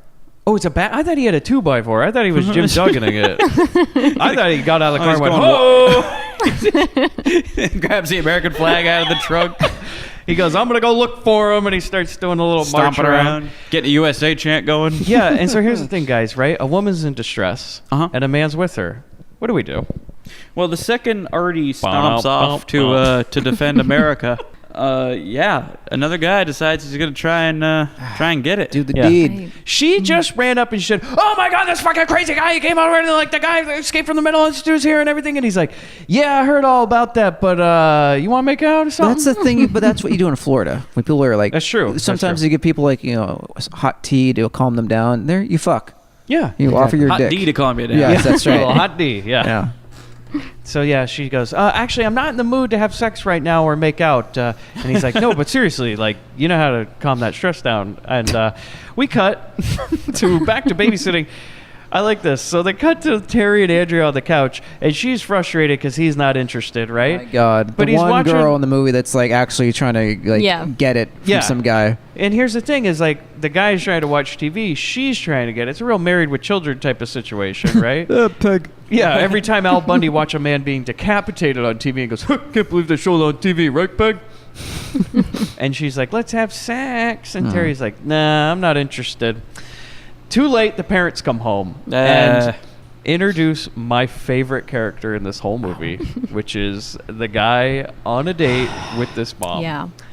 Again, how old's this man? Because this is like Well, he acts like Mr. Rogers the he whole time. acts like Mr. Rogers, or like a 10-year-old child in Yeah. like an adult outfit or something like this. Yeah. Is this a big situation? Yeah, I was or Oh like my a Jack. God, you're Did he right. talk to the mighty Zoldhar earlier? Or he's just like, I want to be big and lame. It reminded me of Jack. Robin Williams? Yeah, you know that part when Fran Drescher is like, "Let's go back to my place and fuck," and he's like, "I'm 10." And she's like, "Well, you don't look like it." And you're like, "Coppola, are we? What are we doing?" That's the weirdest Coppola movie, I think. Yeah. You know, that or Supernova, which he apparently. I don't think I directed. realized Coppola did Jack. Yeah, he made Jack. That was about it for him. Then he was like, "You know what? Fuck this. I'm gonna go make wine." So then the parents come home. My God, this guy who's on the date with her, right? He's like picking up bottles of alcohol, and he's like, "Smells like they're having a real party in here, huh? Is this what you do when you're away? You let minors drink alcohol?" And Terry's like, "We're not minors." And he's like, "Yeah, whatever." This guy, I love him. I don't know if this is an actor choice, a character choice, whatever it is, but he is the strangest man. So Terry says, "We're not minors." And I'm like, "Well, they do look like 25, so all right." Terry and Andrea then walk outside, right? And then the jabronis and Karen come up, and they're like, this is what Karen says. She goes, "Terry, I just saw your brother, and he tried to kiss me." I go, "Okay, hold on now. We're going a little far. He didn't try and kiss you. He Yeah, just take said a it creepy easy. line." It's like, come on. Like, don't flatter yourself here. That's really what we're trying to say. He tried to kiss me. Are you jealous? Or and then Of course, one of the jamokes, one of the jabrones. Oh, yeah, for sure. It's like, hey, why don't we have a welcome home party for your crazy brother, right? yeah, he's crazy like Wacko, right? Wow. Yeah, must run in the family, am I right, Terry? Oh, and then Terry storms off because, too far. Yeah, he gets all pissed. He's like, "Shut the fuck up!" And they're like, Artie "Oh, okay." turns and goes, "Hey, Greg, you think he's really pissed off?" Greg goes, "Nah." and then And they honk Andrea- each other's balls. Yeah, and they're like, "Hey, you Honk, girl-" honk, honk, honk. Hey! and they're like, "Hey, you girls want to go hang out?" And they're like, "Yeah, okay, we're both really stressed out, you know." So Yeah. And the you girl can who make the can't moves on seem us. to get any traction with anybody is just like, "Look, I got a lot of really good stuff at home. I'm intent on partying tonight. Yeah. Let's go, fellas." And so they all go, and then they're like, "Hey, Karen, come with us. You're not doing anything in this movie." She's like, "Okay." Because Karen also says to Terry, she's like, "Should I come with you to look for your crazy brother?" And he goes, "No, just leave." Yeah. So then mom, okay, she's doing a little midnight vacuuming. Like Jesus do. Christ. Look, a little midnight vacuuming with a glass of Merlot, right? I gotta say, It's like 10 o'clock. yeah. O'clock at night. She's got a fucking glass of red wine shaking all over the fucking She place. is hilarious in this movie. Yeah. Whether everyone else is or not, she's definitely in a comedy. I do Like, I see the movie Yeah. she saw when she read this Yeah. script. Yeah. The possibility she saw for how she can make this, how she could elevate each of these scenes. Because she is with a like white carpeted room with an overfilled glass of wine shaking like crazy as she's vacuuming. And then Terry walks in the scene and goes, "Todd's here." And she goes, "What?" While she's still vacuuming. And they turn it off. He goes, "Todd's here." And she's like, "Oh my God, I can't find the doctor anywhere." So she tells him, "I need you to find Brad. That's the new dad. Yeah. But be very careful out there, and put on a sweater, the blue one." Fuck. And you're like, wait, what? Why does she need to tell him which one to wear? Then I was like, well, maybe there's some weird connection to each other after the trauma, and there's got a weird mother. I think it's son just like thing. a mother doting on her Yeah. son. It kind of reminds me a lot of Gina Gershon and Showgirls, where she's in a completely different movie than the rest of the cast. Like, they all think they're in something serious, and she's like, "This is the fucking funniest movie I've ever seen." Yeah. And she's just acting up a storm, chewing all the scenery. And that's what Louise is doing in this movie. Is Definitely. she's just like, "I'm going to say this sweater line like it's a punchline because this is a comedy, It does right?" feel that way, that everyone else is taking this movie seriously. Everyone else thinks this is like a scary horror film, and she's just like, no. Find Brad. He's probably out looking. I'll stay here in case Todd comes home. But Terry, be very careful. He's probably very frightened. And Terry, please put on a sweater. It's cold outside. The blue one. So then Todd finds two pieces of the doctor in the forest, and this is my favorite part. Is I guess he tries to put her back together like Humpty Dumpty. I love the fact that he even attempts this. Like, well, she need not In be my desecrated. experience at the hospital, I've noticed that she's had a Wolverine-ass killing factor. So if I just move the bottom half close to the top half, it'll all connect. Yeah, because he picks up her legs and carries it to the torso, and he's like, "Are you okay?" I guess she's not okay. And then he takes Takes a the gun, gun, that she yeah. had in her purse. Yeah. Yeah, like a video game, he loots the corpse. Yeah. Yeah. And then cue the little girl looking for her cat. Oh my god, yeah. Because there was one part where you heard a cat meow, right? Yeah. And then she cuts to this girl and she's like, "Cat, cat." And then Todd walks up to her and goes, "Hi, little girl. Make sure that you go inside and lock your door because there's a crazy man looking for people." And she's like, Solid advice. "Okay." And then just walks away. And don't open for anyone. Yeah. Wonder if that'll come into play. Nah. We were like, this is gonna happen down the line. Yeah. We know it. So here's the thing. Two jabronis brought these girls back to their apartment, right? Well, they went back to her apartment. Yeah. But guess what, man? She's got that fucking 2600. Fuck yeah. Right? Dude, and she's got frickin' pole position or whatever, so we gotta break out the fucking joysticks, really am I on her, right? man. With those 24-bit sound effects in the game that are like Yeah. not Oh, even. yeah. Holy shit. You're like, "Holy shit, you got an Atari?" And so these two frustrated women in the background on the couch start lining up shots. They're like, Just "I guess well, we're gonna get drunk by ourselves." This shit ain't Yeah. happening tonight. Yeah, and it's doing the whole movie thing of how you drink tequila, you know what I mean? Like, first you lick the salt, then you Uh-huh. take a sip, and you do the lemon thing. Right. You ever do that in real life? And Yeah, you're I've like, done it, fuck but- maybe no. you just fucking drink the tequila. Better part, idea. you know? Yeah, I was always. You don't have me hold the shot glasses. I learned when I was in college. All right, Bobby, 'Cause they're one, like, two, here, it's hold gone. these glasses. They start filling them up, and they're like, okay, so what we're gonna do, and where'd the stuff go? I'm like, what? Where's the salt? Salt shaker's empty too. I'm just like, what? It's all over my mouth. Yeah. That pans back to you. The shot glass is full of salt and the lemon's sitting on top, right? So the jabronis, yeah, they're playing video games. Yeah, the girls get drunk. And I love how... But then they do break into pairs because Andrea's like, "I want to have sex." And some guy's like, "All right." One of the two guys perks Jesus up like, Christ. oh, why didn't you say so? Yeah, because she does say something. He's like, "Oh, did her horny meter go off or something?" And he stands up and he's like, "We'll go to that bedroom." I like that the other guy never looked away from the screen. He's like, whatever. Fuck no, man. He's going for a high score. Damn right. Yeah. He's in first place. He's Right? not going to lose Yeah. that lead. And then Karen sits down next to her. She's like, "Can I play too?" He's like, "Shut up." And then he crashes. She's like, "It looks like you aren't good." Oh, go munch some fucking carpet. And I would love it if he this. did it like when kids in the 80s, he just turns like, you made me die. I do love this though. Is they're playing video games like you do in movies, because they're doing the whole like dude. moving around, or My like dad when does you, that. Yeah, when you give your dad the controller. You're about to right? say that. I'm sorry. I It's didn't mean to get ahead of you. But like, it's like your father going, "Hey, can I play some Genesis with you, son?" It's like Mario only has 2 buttons. You don't need to go around and Your everything. shoulder slamming me. I'm you not always- even in this level. When you watch it, like your mom or dad try and play Mario, and whenever they try to get the character to jump, they move their arms with the character to get Yeah. it to jump in Whoa! there. Yeah. You know, it's funny. My little nephew, who at the time I believe was 4, was showing me Mario, the original Mario, because his dad has an NES. Yeah. And he's and it was a so cute moment of him explaining to me what this is and how it works. I'm just like, oh, kiddo. That is adorable. Yeah, it was great. He's just like, you hit this button, jumps. I'm like, what does this button do? And you got to do a little bit of that pantomime because it's part of the rite of passage. Right. Yeah. You got to throw yourself down the hole a couple times. You're like, oh, you're better at this than I am. You're the father figure now. You got to jump with the controller now. That's, you've reached an age at that point where Yeah. you have to suck at video games, which makes me think back to my own father and be like, was he fucking great at video games? It was just bullshit me Dude, when I high was a score, kid. man. Like when I was at school, was he coming home and just like, Holy shit. That was my mom played like- Dr. Mario while I was at school. Oh, really? Yeah, come home and she's playing it. She's like, "Just shut up! You can't use the Nintendo. Go outside!" and now in hindsight, I'm like, wait, I never put ass as my initials on the high scoreboard. So someone did. So The highest score is like, what? Who's Beatball Jack is the highest score? yeah. What's DDY?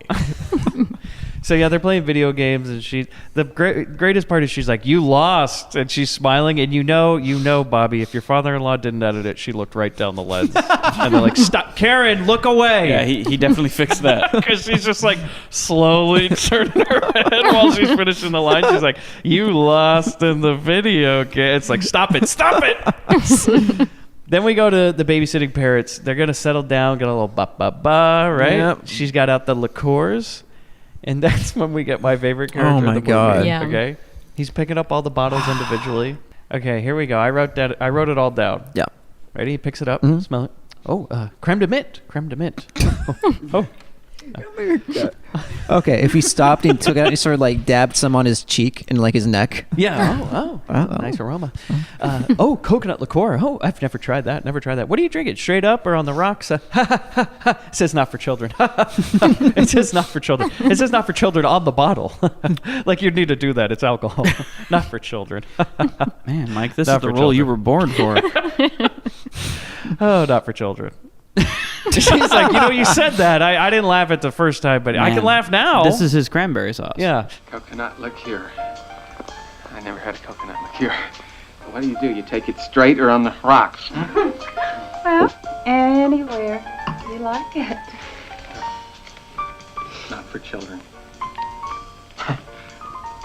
Silly thing to put on a liquor bottle. Not for children. Of course it's not for children. And I rate this dude's a virgin, right? Because he's God, really yeah. laying it on thick. Yeah. Like, again, like he's a child who found his dad's clothes and was like, I'm going to go Yeah. date a pretty lady tonight. I didn't think it man. would go this far. He put a fucking wand on and everything. And just fucking Seriously, it's like this lady came to go on a date with the dad and the son answered the door. It's like a Jack situation, And he went out, and then he goes like, "I wonder if my date's. Where's my son? Oh no! Oh man, this is a subplot in its own. We should cut back to the dad. Something's going on that we don't know about. Because again, we're gonna add another layer to this in a minute. Because she tries to make out with him, and he curls up into a fetal position. Yeah. He like gets his, his everything. He's like, and she's just kissing him on the cheek at this point, and he's just freezing up. He's like, I don't know. I don't know what to do with my hands. Yeah, because he's like, I don't want to offend you or nothing, so I'm just going to stay like this. And she's like, look, maybe I'll go get more comfortable. He's like, yeah, not for children. As he finds the nearest convenient pillow to put on his lap. Yeah. Dirty time is not for children. Because I don't know what's going on down there. Because this has never happened. And then he curls up in the fetal position. She goes on to put on that little lingerie, right? Yeah. And all of a sudden the doorbell rings. Oh, boy. What time of night is this? Because they act like it's normal, right? Yeah. She goes, But could before you the get doorbell that? rings, though, she says to the baby, "Mama's gonna get a rich daddy." Yes. Yeah. So she goes in there. That's when we add another layer. Yeah. She goes, "Don't cry, baby. Mama's getting a rich daddy." And you're like, okay, what? What is happening? So the doorbell rings. It's Terry, right? And the guy answers the door. Well, he's like, "Do you want me to answer it?" And she's like, "Yeah, who is it?" He goes, "I know, it's that kid that was here." She goes, "I don't know. See what he wants." He answers the door. And I love Terry goes, "Hi!" Next thing, a body dropping. That's when you get the line of the baby cries a little bit, right? And she goes, "Mommy's gonna get rich, daddy." She goes back in to get, right? She's got her clothes Getting on, ready. right? Yeah. She's looking good in her lingerie. Mm-hmm. She comes out and she goes, "Oh, that my date's gone. Where are you?" And then for some reason she looks at the door. Oh, there's a knock at the door, right? And she looks at the door. She goes, "What the hell are you doing outside?" He looks at the people. Yeah. Yeah. Chris, she opens the door. Oh my god. And there we get the longest, most epic shot of this kid's head now, the best paper mache can do Yeah. for the time, just hanging from a rope in the middle of the doorway. Yeah, yeah. So the head is gone. Yeah. The head is there. There's no body. Yeah. Decapitated man's head on like a rope or an extension cord hanging from a stairwell. Yeah. In the people. What a great death. I thought that was a fucking great gag. It was though. amazing. I wish we could have seen the POV for the people. And then Oh, they meant from the head. And I do love this is she goes, "Ah!" But it's cold outside. So she runs back into her room. She's like, "Look, I gotta run because my date got murdered, but also it's really fucking cold." So she goes and grabs a jacket, and then Terry comes up behind her and he helps her put it on. Just a little very bit. nicely. Just Yeah. goes, Yeah. Here you go. Yeah, and he helps her put it on. The baby's crying. The music swells. Cut. Right? My lady. Go to. Todd breaks into his mother's house, right?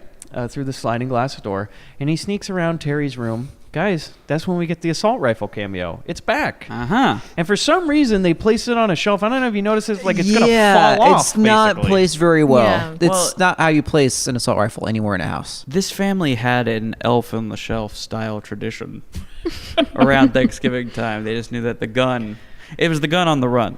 So it was all around the house. It moved different places, and you always knew the gun was watching everything you did. Maybe because, the original dad was gone. That was all that was left of him. So, like, this is your dad now, kids. Say goodnight to your father, kids. Kiss him. Give him a kiss. Oh, God. Right on the lips. It's going to read you a story now. Go ahead, squeeze a few off. Not for children. Not for children. So then the mom at this time, so Todd picks up a baseball glove, those old memories, and sits down on the bed and starts hitting it. He's like, "I used to be a kid." And then the mom is stumbling around drunk as a skunk, man. She's just like hitting walls and shit. Doing a aha video down the hallway. Yeah, and then she just passes out at just a random place, and then Todd comes out and comes up to her. Put her in the bed. Right. And then Karen and the jabroni are playing video games, right? Shaky cam from outside. It's like dogs, We're watching from the dog POV. So they're watching the people play video games, and they go in the bedroom. We're watching the other jabroni making out with Andrea on the bed. Then we cut back to Todd. He puts his mom on the bed, right? She wakes up, and she thinks it's Terry. Of course. And she's like, "Have they found Todd yet?" No.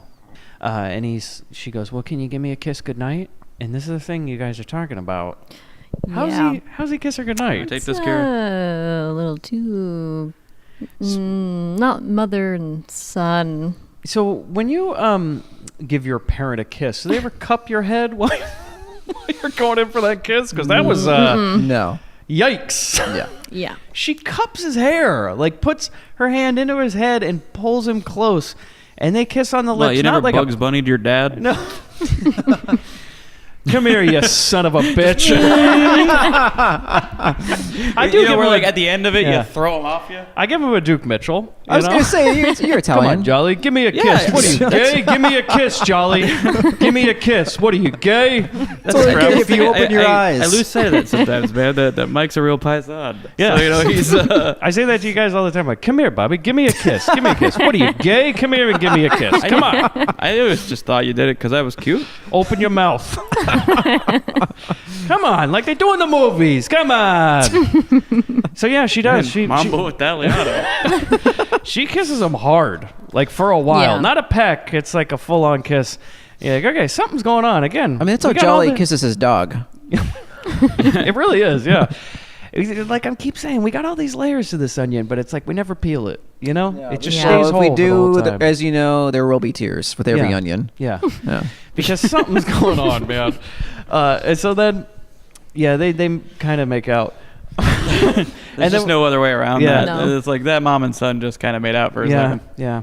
And so then we cut back to Karen and Jabrodi playing video games, and they're like, "Hey, where those other people go?" I'm like, "Where the fuck do you think they went?" Right? This is like when you're again young at a party or something like that. You're like, "Where'd our two friends go?" You know, in high school, we're at this party. Where'd they go off to? Let's go ruin their night, huh? Let's go knock on that door we know they're in. Hey, what are you guys doing in there, huh? What are you, like, making out or something? You know what sucks? Have you ever been in that situation back when you were in like high school or college and you're at a party and you slip away and one of your friends goes looking for you? Yeah. Hey, man, what are you doing? That And is you're no like, friend. What do you think I'm doing? Right. What When do the you door think I'm kicks fucking open, doing? you're just like, dude. You've barely unbuckled, and the Although- door comes slamming open. Look, just so you know, Chris has told me some great stories on tour where he did that to a roommate of his, you know, because it's time, he's got to go to bed. So, you know. See ya. Yeah, It's ended getting late, man. festivities. You came in like an angry dad. I don't care if there's a sock on the door. I don't know what the fuck that means. Also, clean your socks. Yeah, because he goes, I'm not doing your fucking laundry. Chris just walks in, hey! Put all the lights and everything. Like imagine you're lining one up, and someone just suddenly someone just places a sock on your ass. You're like, wait a minute. Hold on. You're like, what's that? Found this outside. You're going to find the one that matches to this one. But they do go in the bedroom because they hear a scream. Well, I right? did. I would do the singing telegram, like kick the door open. He's got a rash. Do you have the tuning whistle? Gee, yep, good enough. Hey, I got your prescription meds for that. Oops. That was, sorry, wrong that was time. something I always Does wanted she to know? do. A long time ago, I was in a roommate situation where that roommate was a busy bee, and That stinger was awfully. yeah, there was a lot of pollination That's going how on. he described himself. He's Well- like, buzz, buzz, buzz. Well, manual labor job Bobby had to get up early in the morning. Oh God, man. Yeah. And so what I always wanted to do was, you know, there's a lot of places where you can just take a free pamphlet and just collect a bunch of them, just a whole lot of them over time, Yeah. and then purchase or build my own rack for them. Okay. And then next time he had a lady over, just set up the pamphlet rack full of nothing but STD pamphlets.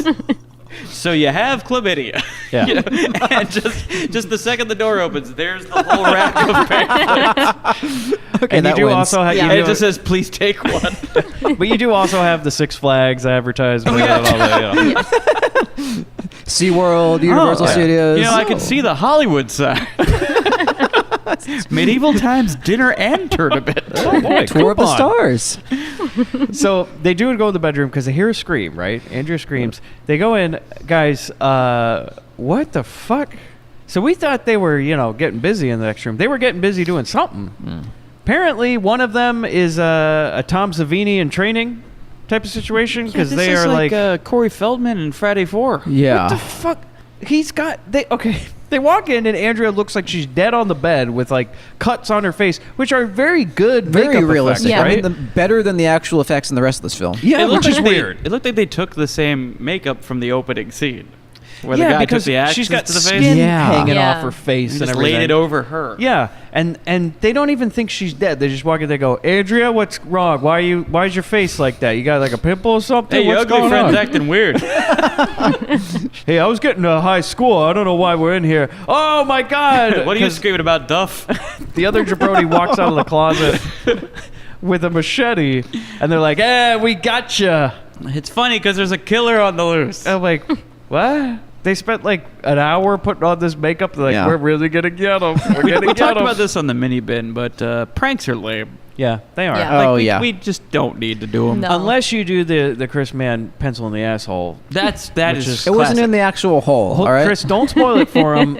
if you want to hear about Chris's pencil in the asshole gag, which is, by the way, slayed everybody in 4th grade. Slayed them. No, 7th and 8th. 7th and 8th grade. That's disturbing. Just listen to our Sorry, Kira. How to Be Cool at It's okay. Parties episode on our Patreon. For $2 a month, you can listen to that. You can listen to Chris. What's in my hole? Yeah, what's in his hole? That's a new game we're playing on the Patreon. Yeah. We you will can- send you a Polaroid. Get ready, it's- David in Australia. For lunch wagon. Like, we can't physically send you a street taco, but we can send you a picture of one. You think so? Because Blair Vember is coming up. And let me just say, if you're on the Patreon for Blair Vember, guys, everybody on the Patreon over a certain level is getting a special care package for Blair Vember. And I can tell you right now, if you think that we wouldn't send you a street taco, try me. So we go back to the movie. Chris Man El Carbone. Yeah, that's right. Man, all carboned. Little Mike Pastor. We'll see. We'll see. So Karen and Artie, right? Karen and this jabroni, right? Sorry, a little tripit tri-tip. Yeah, trip a tri-tip. There we go. Right. You're either getting a street taco or a Subway sandwich. Depends which tier you're on. So the Karen with the jabroni, right? They're all pissed off. They're like, "Why'd you scare us?" And they're like, "I don't know. We're bored." Also, we're going to another things like that. Yeah. And then Carrie and the Jabroni are like, we're going to a new party. We're going to leave this movie. Bye. And they just leave. And then Andrea and Jabroni, too, just stay behind. And they also go like, hey, you want to go play tennis at 11 o'clock at night? You want to play some night tennis? And she's like, we could fuck. And he's like, nah, I want to play some tennis. Seriously. Yeah. So they're making out on a bed, and they're like, you know what would be great right now? Playing tennis hard. It's Get my workout they're bringing on. that to the Olympics, actually. Yeah, hard Yeah. tennis. Yeah. Yeah. He was like, hey, show me your backhand. And she did. He was like, no. She said another term, and he thought she meant backhand. So he's like, I got balls. She's like, I know. He's like, no, I got them in this tube. Oh. And when I said I wanted to make love, Oh, we got man. edgy tennis humor here Yeah, at the Grindbin. really. For all one of you that follows Wimbledon or something, that's going to crack up our UK fan base. Oh, God. They finally got to the tennis humor. Cheers, guys. Been waiting 2 years for this. I have. Oh, man, this one's for the bread knockers. So Mom, she's drinking more wine at home, right? She starts a bath. I'm This like, was a that's good real, gig for you know. her, man. Yeah. I'm like, this night's It's most gonna of this end well. movie just pouring drinks. Right? She's Yeah. had an easy day on this one. We all drink a couple bottles of Merlot and get in the bath. Speak for yourself, Franzia over here. Yeah, a little Franzi on the bath. Yeah. Somebody comes in and goes, Chris, there's blood all over me. No, it's just in the box. What's the point of having a glass when you're in the tub? Just get it wherever you go. So Andrea showers. Here's the thing. She's showering off all that makeup, right? While the jabroni's waiting on the bed because they want to play tennis, right? And what you want to do is shower before a tennis game, apparently. And then Terry just appears in the bathroom in the front of the camera, and he's like, am I in this scene? And the director's like, no, go, Terry, what are you doing? Get out of the shot. And then he goes, okay, and then just leaves. Pops in And like a boom mic. This Yeah. goes nowhere. This goes nowhere. Well, if you'd hit select and start at the same time while he was on screen, you get to fight him on a special level. He does kind of do a toasty. He just pops Yeah. in. Yeah. He goes, cranberry. It's kind of like a choose your own adventure. It's like Night Trap or something, the video game. He's like, If you should I clicked- murder her If now? you clicked or-" on him just then. So Mom's still trying to drunk dial the new dad. I love this. So she's out of the tub now, and she's drunk dialing And new she's dad. like hallucinating phone conversations. Okay, here's the best thing, is that for the rest of the 20 minutes before we get to the end of this movie, Louise is never going to get off the couch. She is going to drunk dial for the rest of this movie, and it is some of the most amazing dialogue. She just got drunk and became My a jerky God. boy. Yeah. Oh my God. So the operator is on the other line, and she goes, ma'am, that number's been disconnected. And she goes, no, it's an emergency. Can you connect me? It's my boyfriend.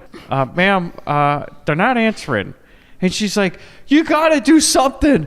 And I'm like, what do you expect her to do? Reach through the fucking phone? Like the ghost dad? Yeah, it's just like, he's right down the way. You go walk and find him. The operator's not going to, what do you want me to do, ma'am? Seriously. If he lives 2 doors down, just go visit him. She's like, get him on the phone. It's like, listen, I plug things in for a living. This is not anything I can help you with. Can't you make him answer the phone?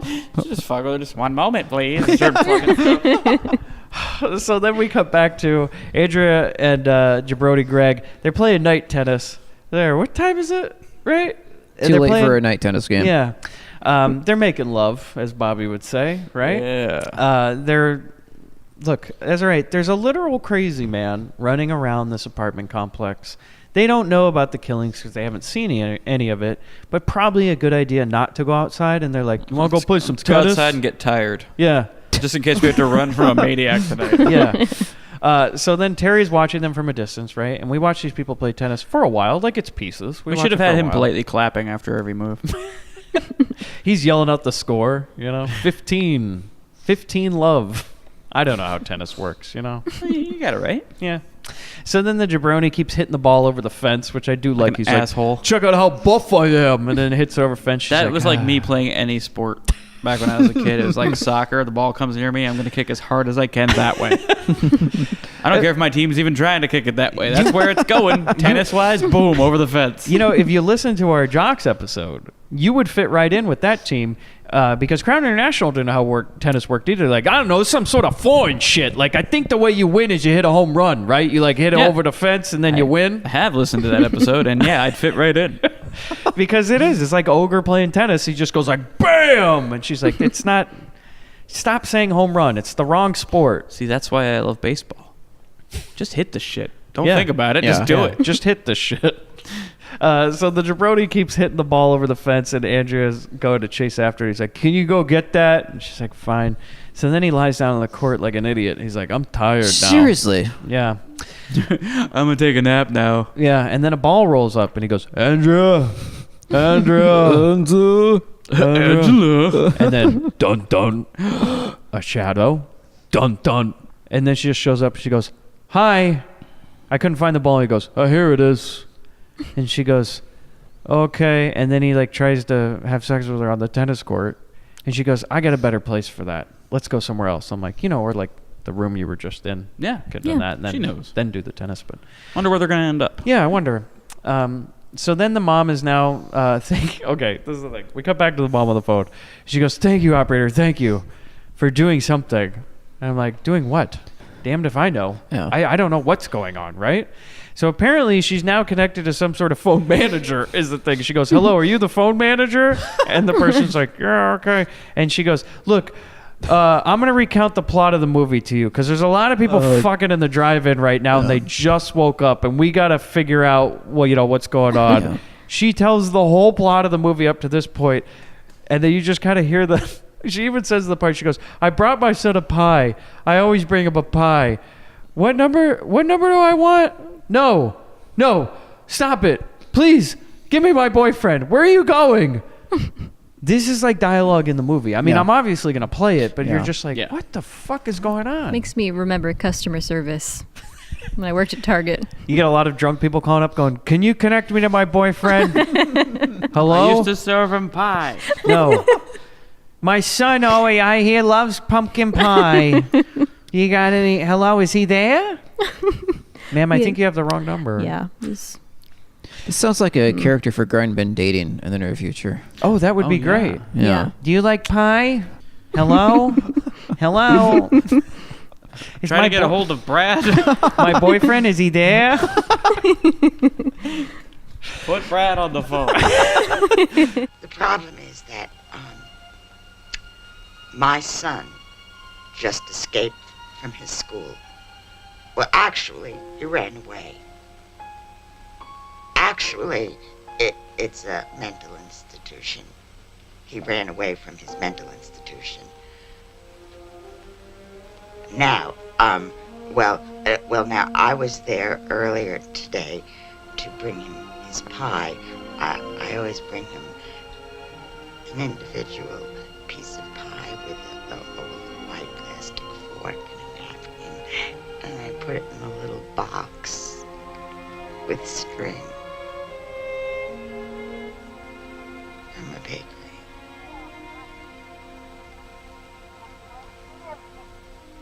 What? What?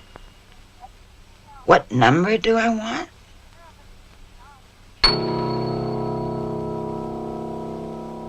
Get me my boyfriend. No, please get me my boyfriend. So, well, instead of fucking at a bed, guys, where do they fuck? On a diving board. Yeah, on a diving board. Of all places. Y'all ain't done Which that? seems fun because You it would moves up think. and down. You would You think, got some right? motion in the ocean. I gotta be honest, I don't think it seems fun. Right? It seems cumbersome. You know, Bobby, you've just never tried it. Someone back me up on this. I don't mean this diving board. You know, don't knock it till you tried it. You know, nothing better than fucking on a hard piece of something. Nothing better that than goes- fucking on a hard piece. Yeah, That's a Michael would guarantee. It's a weird choice. And again, they got buck naked, like just like the people in the beginning of the movie. Like again, they I guess the way you have sex in public is you got to get full nude. It's a weird one. Well, it's the thrill. It's the exhibition. It's true. It's true. Yeah. It's just like when you use a public restroom. Yeah. You can't just, you have to.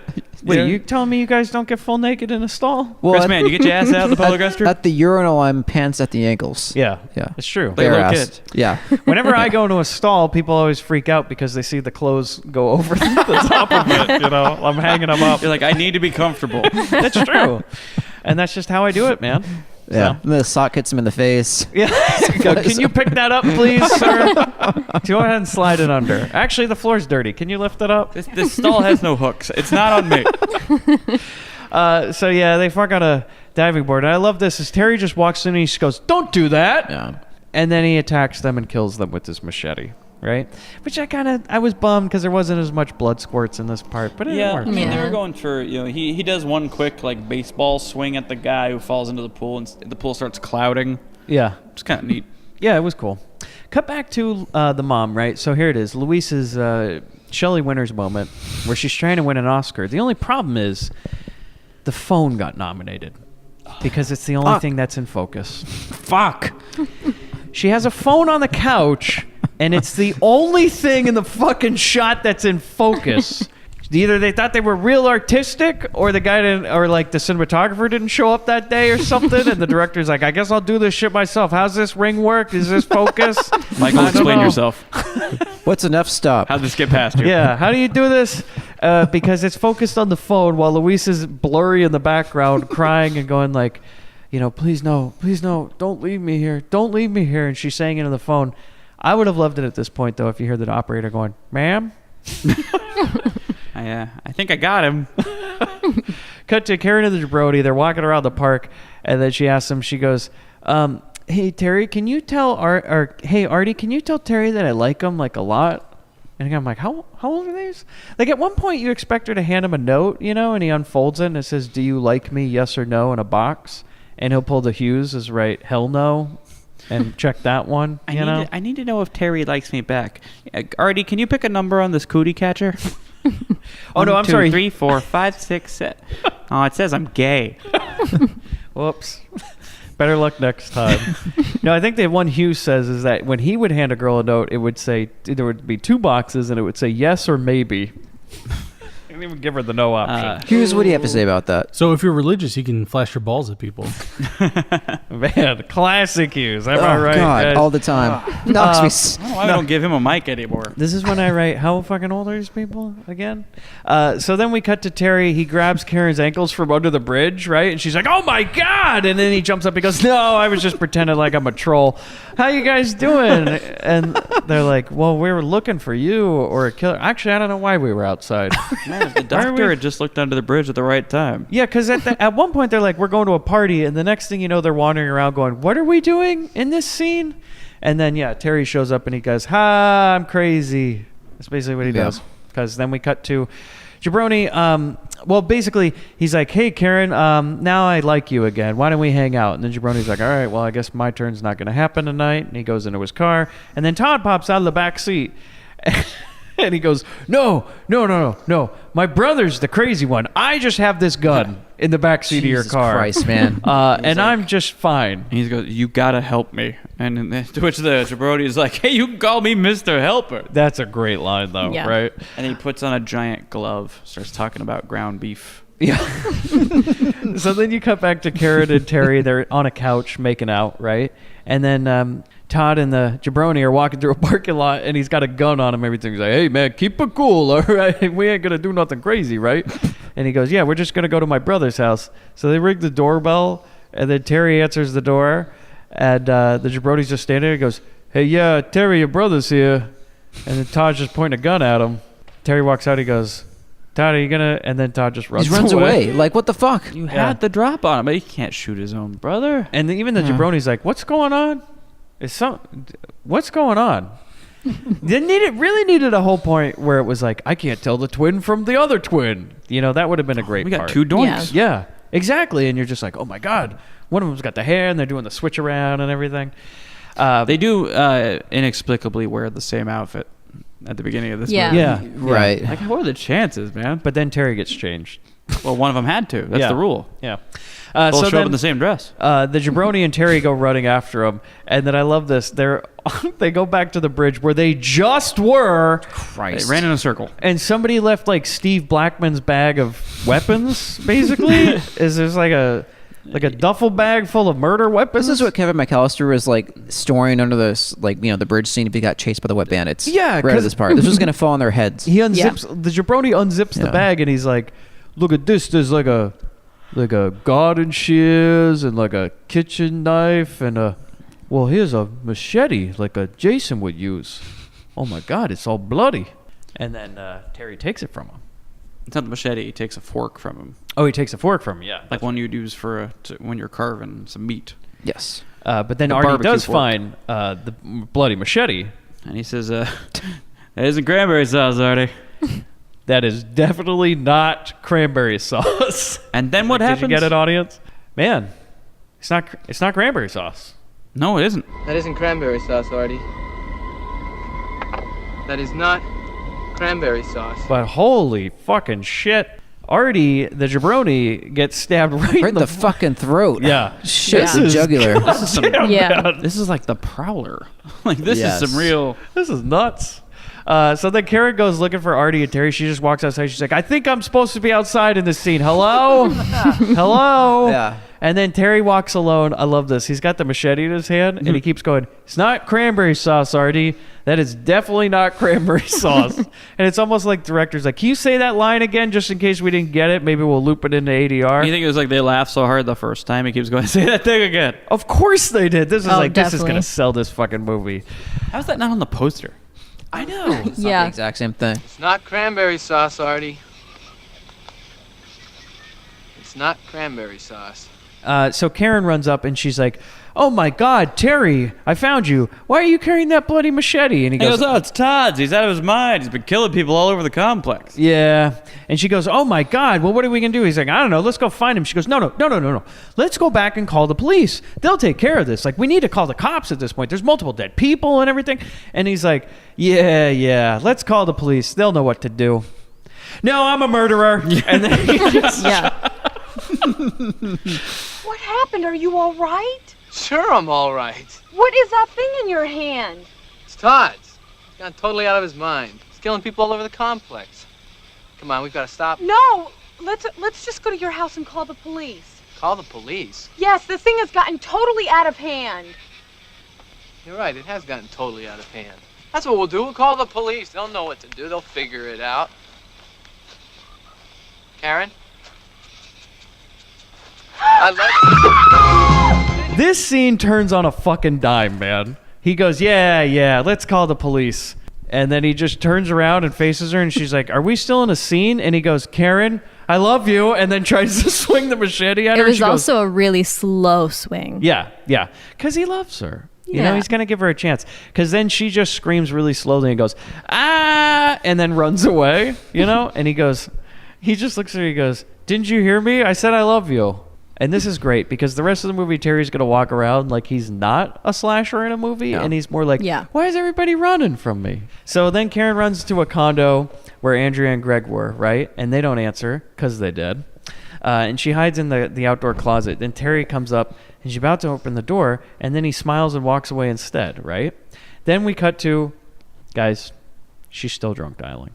She's still drunk dialing. It would have been great if we just cut to her and they have like the dial tone still going like, and she's still talking on the phone. Yeah. But I love this, Chris, is that she has somebody on the phone, right? And she goes, "You're there? You're alive?" And he goes, "No, ma'am, I think you have the wrong number."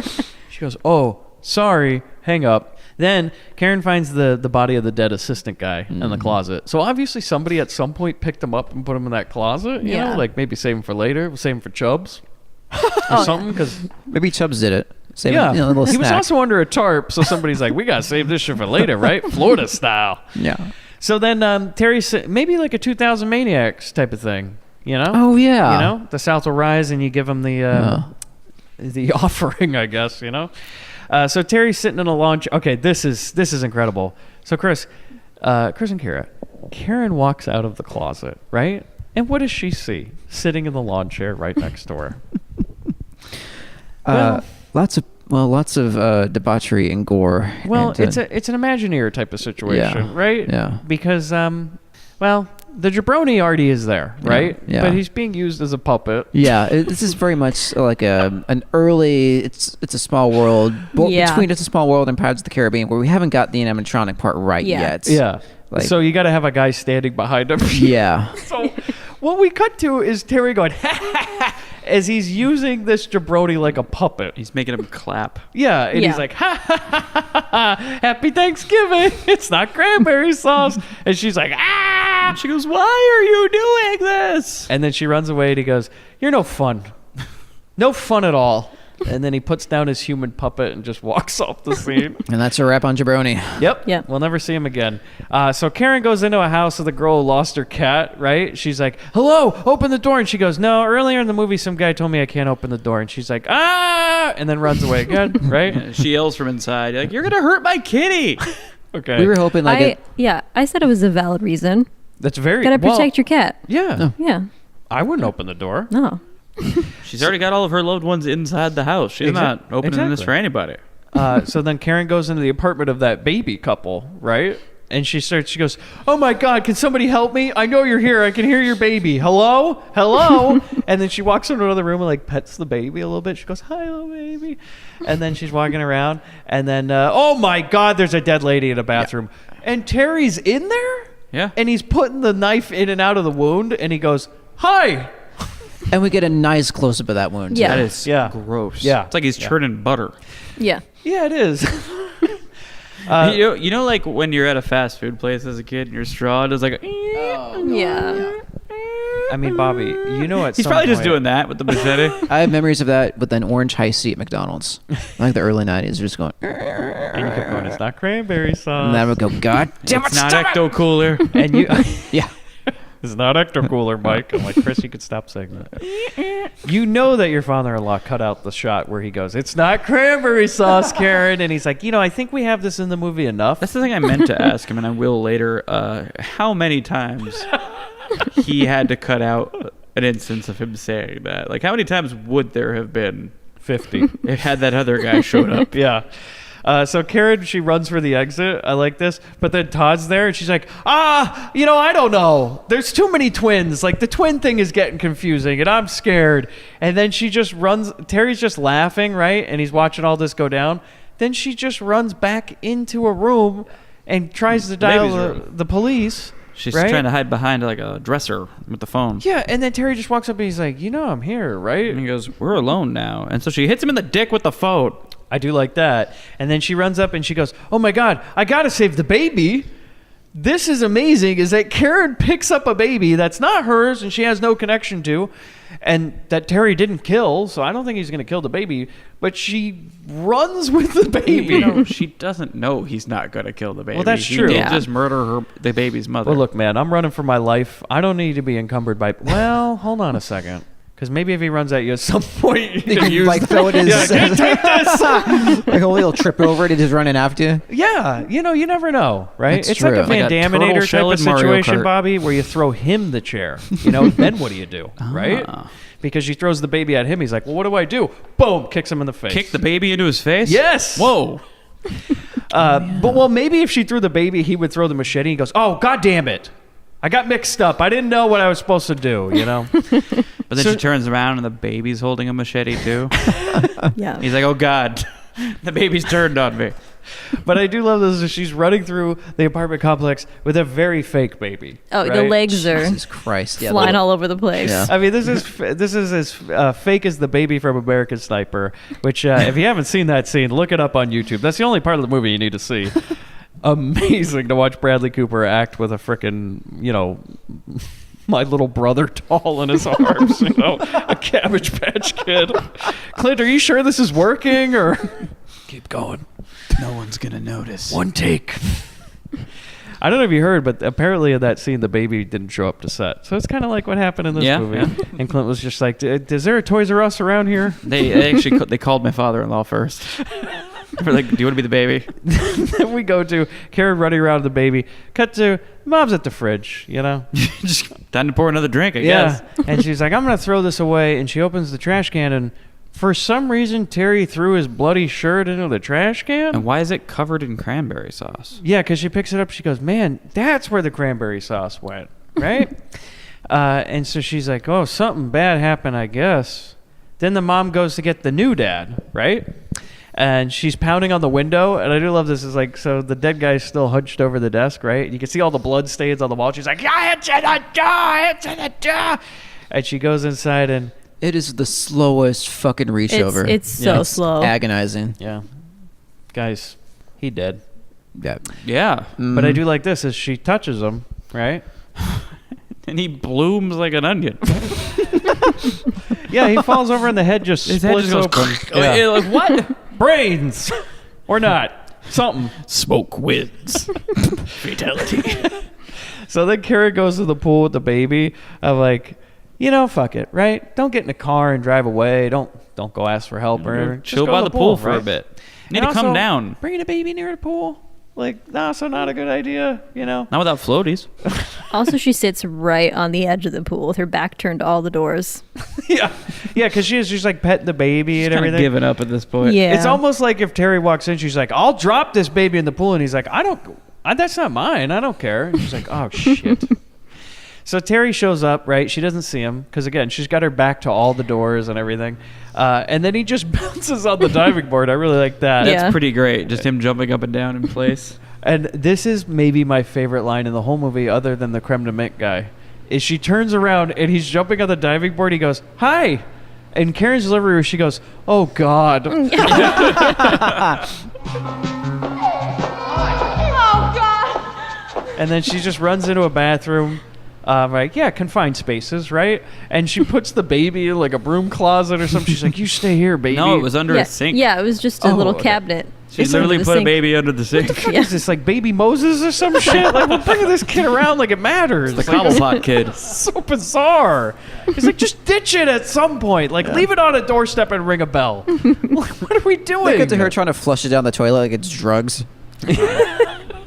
So she puts the baby under a sink. Then she opens the sauna, and oh my God, Andrea and the Jabroni Greg are in there. And she's like, oh God. So she's having a real tough night. She just hides on a stall, and Terry's looking around. Then we cut to... I love this part because Terry opens up the sauna and they play a music sting and everything. Like he got startled by his own thing that he set up. And he goes, oh, I'm sorry to interrupt. Have you guys seen Karen? Then we cut to the mom. Well, no, not Oh, yet. sorry, go ahead. Because from there, he goes and takes a leak.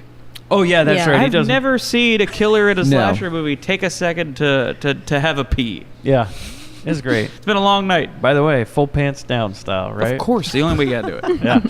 I So then... I like to feel that chill against my cheeks. Yeah, Yeah. it's nice, a little breeze. Yeah. So- Especially when people walk by, it's an extra breeze. And it is very off-putting for people, Chris, when you go, ooh, that feels nice. Do it again. So then we cut to the mom. She gets the gun from the new dad, and she cuddles up next to the dead body and says, I'm going to make everything all right. Mm-hmm. Cuddles up next to what's left of the body. Yeah. I go, that's a little late for that. No, she's Mom. gonna fix it all. So then we go to Karen. She's got the time machine gun. Yeah, because here's the thing that you always do in a slasher movie, right? Hey, it's been a minute and I don't hear that killer. Maybe he left. I'll walk out of this. Oh my God, he's still here. So he tries to stab her. She runs and he goes, Karen, what's the matter with you? She runs in. Todd is now standing at the pool with a gun, and he's pointing the gun at her. And then Karen runs up and stands next to him. And Terry walks out and he's like, well, are you going to do it, Todd, or what? Are we going to end the movie right now? And then he won't shoot him. And so Carrie takes the gun and she goes, well, I'll tell you what. I'll fucking kill you right now. I'll fucking shoot you right now. And then he just grabs her and just throws her against the wall because the gun had no bullets in it, apparently, right? And then Terry and Todd have a little pool fight like they're kids. They're playing Marco Polo or some shit. And then the mom comes into the pool room and Terry's standing on the side of the pool and she just shoots him right in the chest. And then in the eye, and in the shoulder. Yeah, it takes a while to take him out. Yeah. And he falls into the pool, and Karen backs away. This is great. This is what I fucking love about this scene. I love that your father-in-law edited this into the scene, okay? Because we have a character in the scene that doesn't do anything, but we can't forget that she's there because we get to this great shot of her kind of backing away like, this is like a family thing. Yeah. And it's kind of like she stumbled upon a family argument, you know, like you're invited over to your friend's house and the parents are yelling at them and She's you're just like, I should leave. I'm like, I don't think I'm staying for dinner. Yeah. Maybe, I got to go to the bathroom. Maybe this fight will be over. Streetlights are on. Parents said I got to go home. Better go home. So she kind of just backs into the bathroom again. She's like, maybe I'll go check on that baby, right? And then Mom consoles Todd by the pool. We're about to do some acting. Yeah. So Louise, this is it, man. Oscar moment. Mm-hmm. She's like, look, we got rid of him. It can finally be us. We don't need anybody else. We don't need anybody else. It's We just can you and be me. Together. You and me, Terry. He's gone. Todd is gone. And he looks up at her and goes, I'm Todd. And then I'm Todd. And the mom starts crying.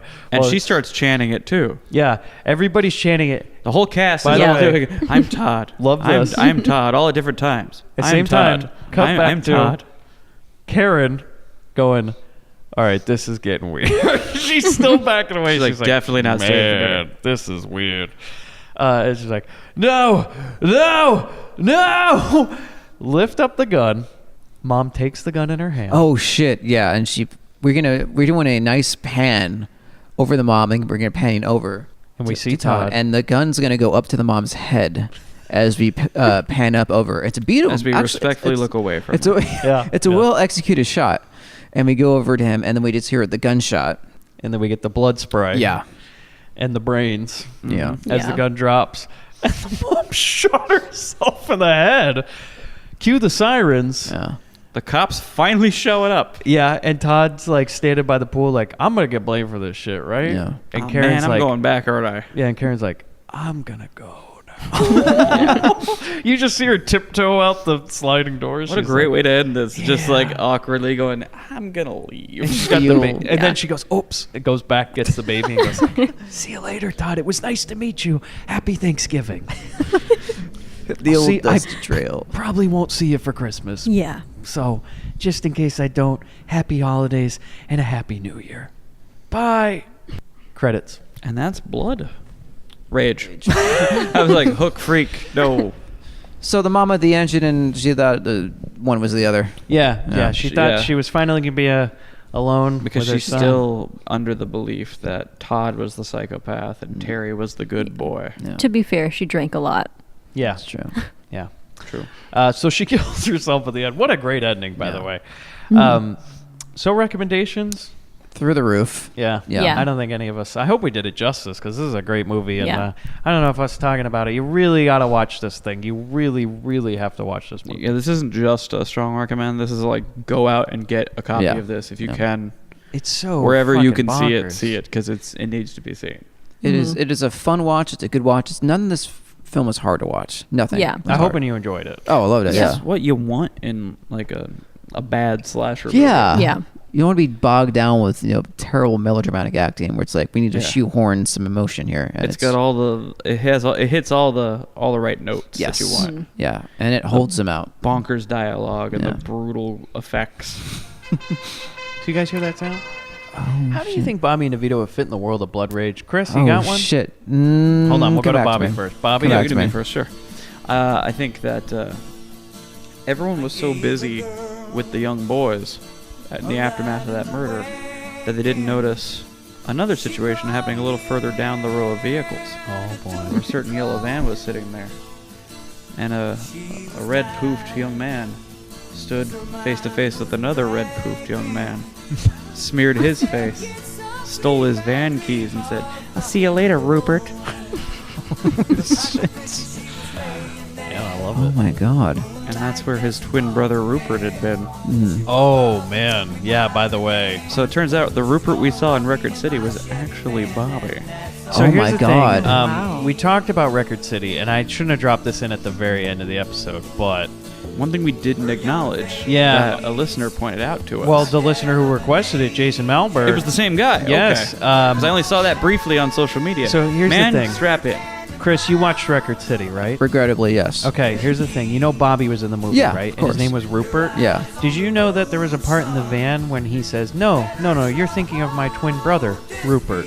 Oh shit, that does ring a bell. He It says turns that- out that while he was filming the van, he could have been reading the script for Record City because they came out within like a year of each other. Yeah. So they threw that in as like an in joke. Holy So when shit. So Jason now was it's about to canon beat him that up. Bobby has a twin brother named Rupert who was hanging out at Record City. So by default, now there's 3 movies. There is a VCU. Yeah. As Jason pointed out, there is a Van cinematic universe which expands 3 movies, which is Right. The Van, Record City, because Malibu that's his Beach. twin brother Rupert, That's right. and he really does have a twin brother named Rupert who Yeah. became a tax guy, right? So that's canon now. That's why Dad was all pissed Bobby wasn't going to college like his twin brother was, and Malibu Beach, That's which right. has Dugan reprise his role as Dugan. So there is a VCU. This goes straight to the Shit, top. it and does. potentially Van Nuys Boulevard, because Danny from Record City is in that movie, Yeah. and Yeah. Bill Adler Yeah. plays a very similar character to the Wasn't character he- plays Might in be the Van. Danny. Wasn't Danny also in Gas Pump Girls? Yes, he was. There you so go. VCU expands. That could all be the very same far. man. Yeah. Holy shit. Probably is. Yeah. Oh my god. I So got yeah, chills. I think there was a switcheroo that went down during the drive-in. I could see it. Kira, how do you think Bobby DeVito fits in the world of blood? What is this? Blood Rage. Blood Rage. Been a lot of bloods this month. Should I come back to you? Here, How I'll- about do you want the me to- baby under the sink? Oh my God, that was That's- gonna be mine. Oh, No, go ahead. I was swoop yeah, in I was like a barn thinking owl. yeah. Take it from I, me. I was thinking the baby under the sink might be. I can't decide if it's Bobby or DeVito. I don't. Oh my it could God, be like- either their backstories. Did we ever find Like out we always said who in the father of Junior- that child was? Well, we always said in Junior the movie would be better if DeVito played a baby instead of. Then it's DeVito. Then there you go. She unwraps the blanket and it's just DeVito as a baby. He's like, "Mommy." Hey, how you doing? Oh no. Okay. Will you pound on my ass? Okay, here goes Chris. He's got something. He's got So something. the sirens are going off, and then you hear in the bathroom this man go, "Oh fuck!" And you see these clothes on the side of the stall, and then and he's like, "Oh fuck!" He starts putting his clothes on, and DeVito kicks down the stall butt naked with his clothes in his arms, and this woman wrapped around his waist, and he starts running with her around his waist. Back to the van. He goes, "Bobby, punch it, punch it, punch it!" And Bobby starts going without him, and he's chasing the van, still with this woman still straddled around his waist. But he slips on some blood, and he cracks his head, and he dies. Whoa. Jesus. Good Lord. Now here's the thing. Yeah. You guys, you missed it, man. Oh god damn it! It's right in front of us. It's like a magic eye. No, you didn't. I just want to say that. Okay. Right. But guys, what's better than one woman? 2 women, right? No. What's better than 2 women? 1 woman cut into 2. Oh God. And I feel like at some point, they're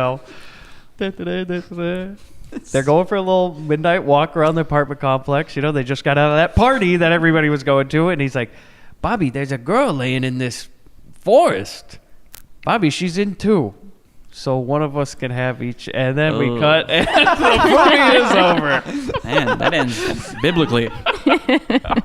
Half for me, half for you. A real It's King like a Solomon. sandwich. Yeah. It's like splitting a sandwich, Bobby. This shit ended grim. Just make sure you get your mayo off before I have my bite. Hey-oh, Hellman's, break out the helmets. So thanks again for joining us on another episode of the Grindbin. That's what we're on. You can catch us on grindhousefilm.com, Twitter, we're at GrindPod, Facebook, The Grindbin Podcast, Instagram, The Grindbin Podcast. Anybody have anything to plug? Nope, this is my We didn't do it drain. just yet. And with that being our Halloween episode, well, you know what's coming next. I feel a crispness in the air. Do you hear that song? I do. Oh my god. The hairs on my neck are standing up. Kira, what does this mean? It's Linda, bitch.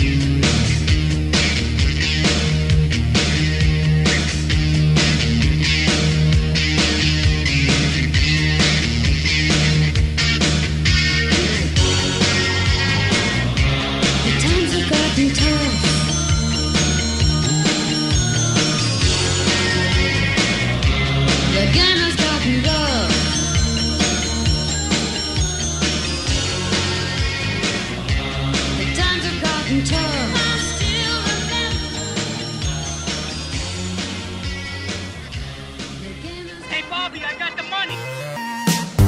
Dad, I made the key. But you're a hooker. Get that goddamn thing out of your mouth. What is it, knocker? I don't know. Spooky ain't got no real rhythm. Hello, Mr.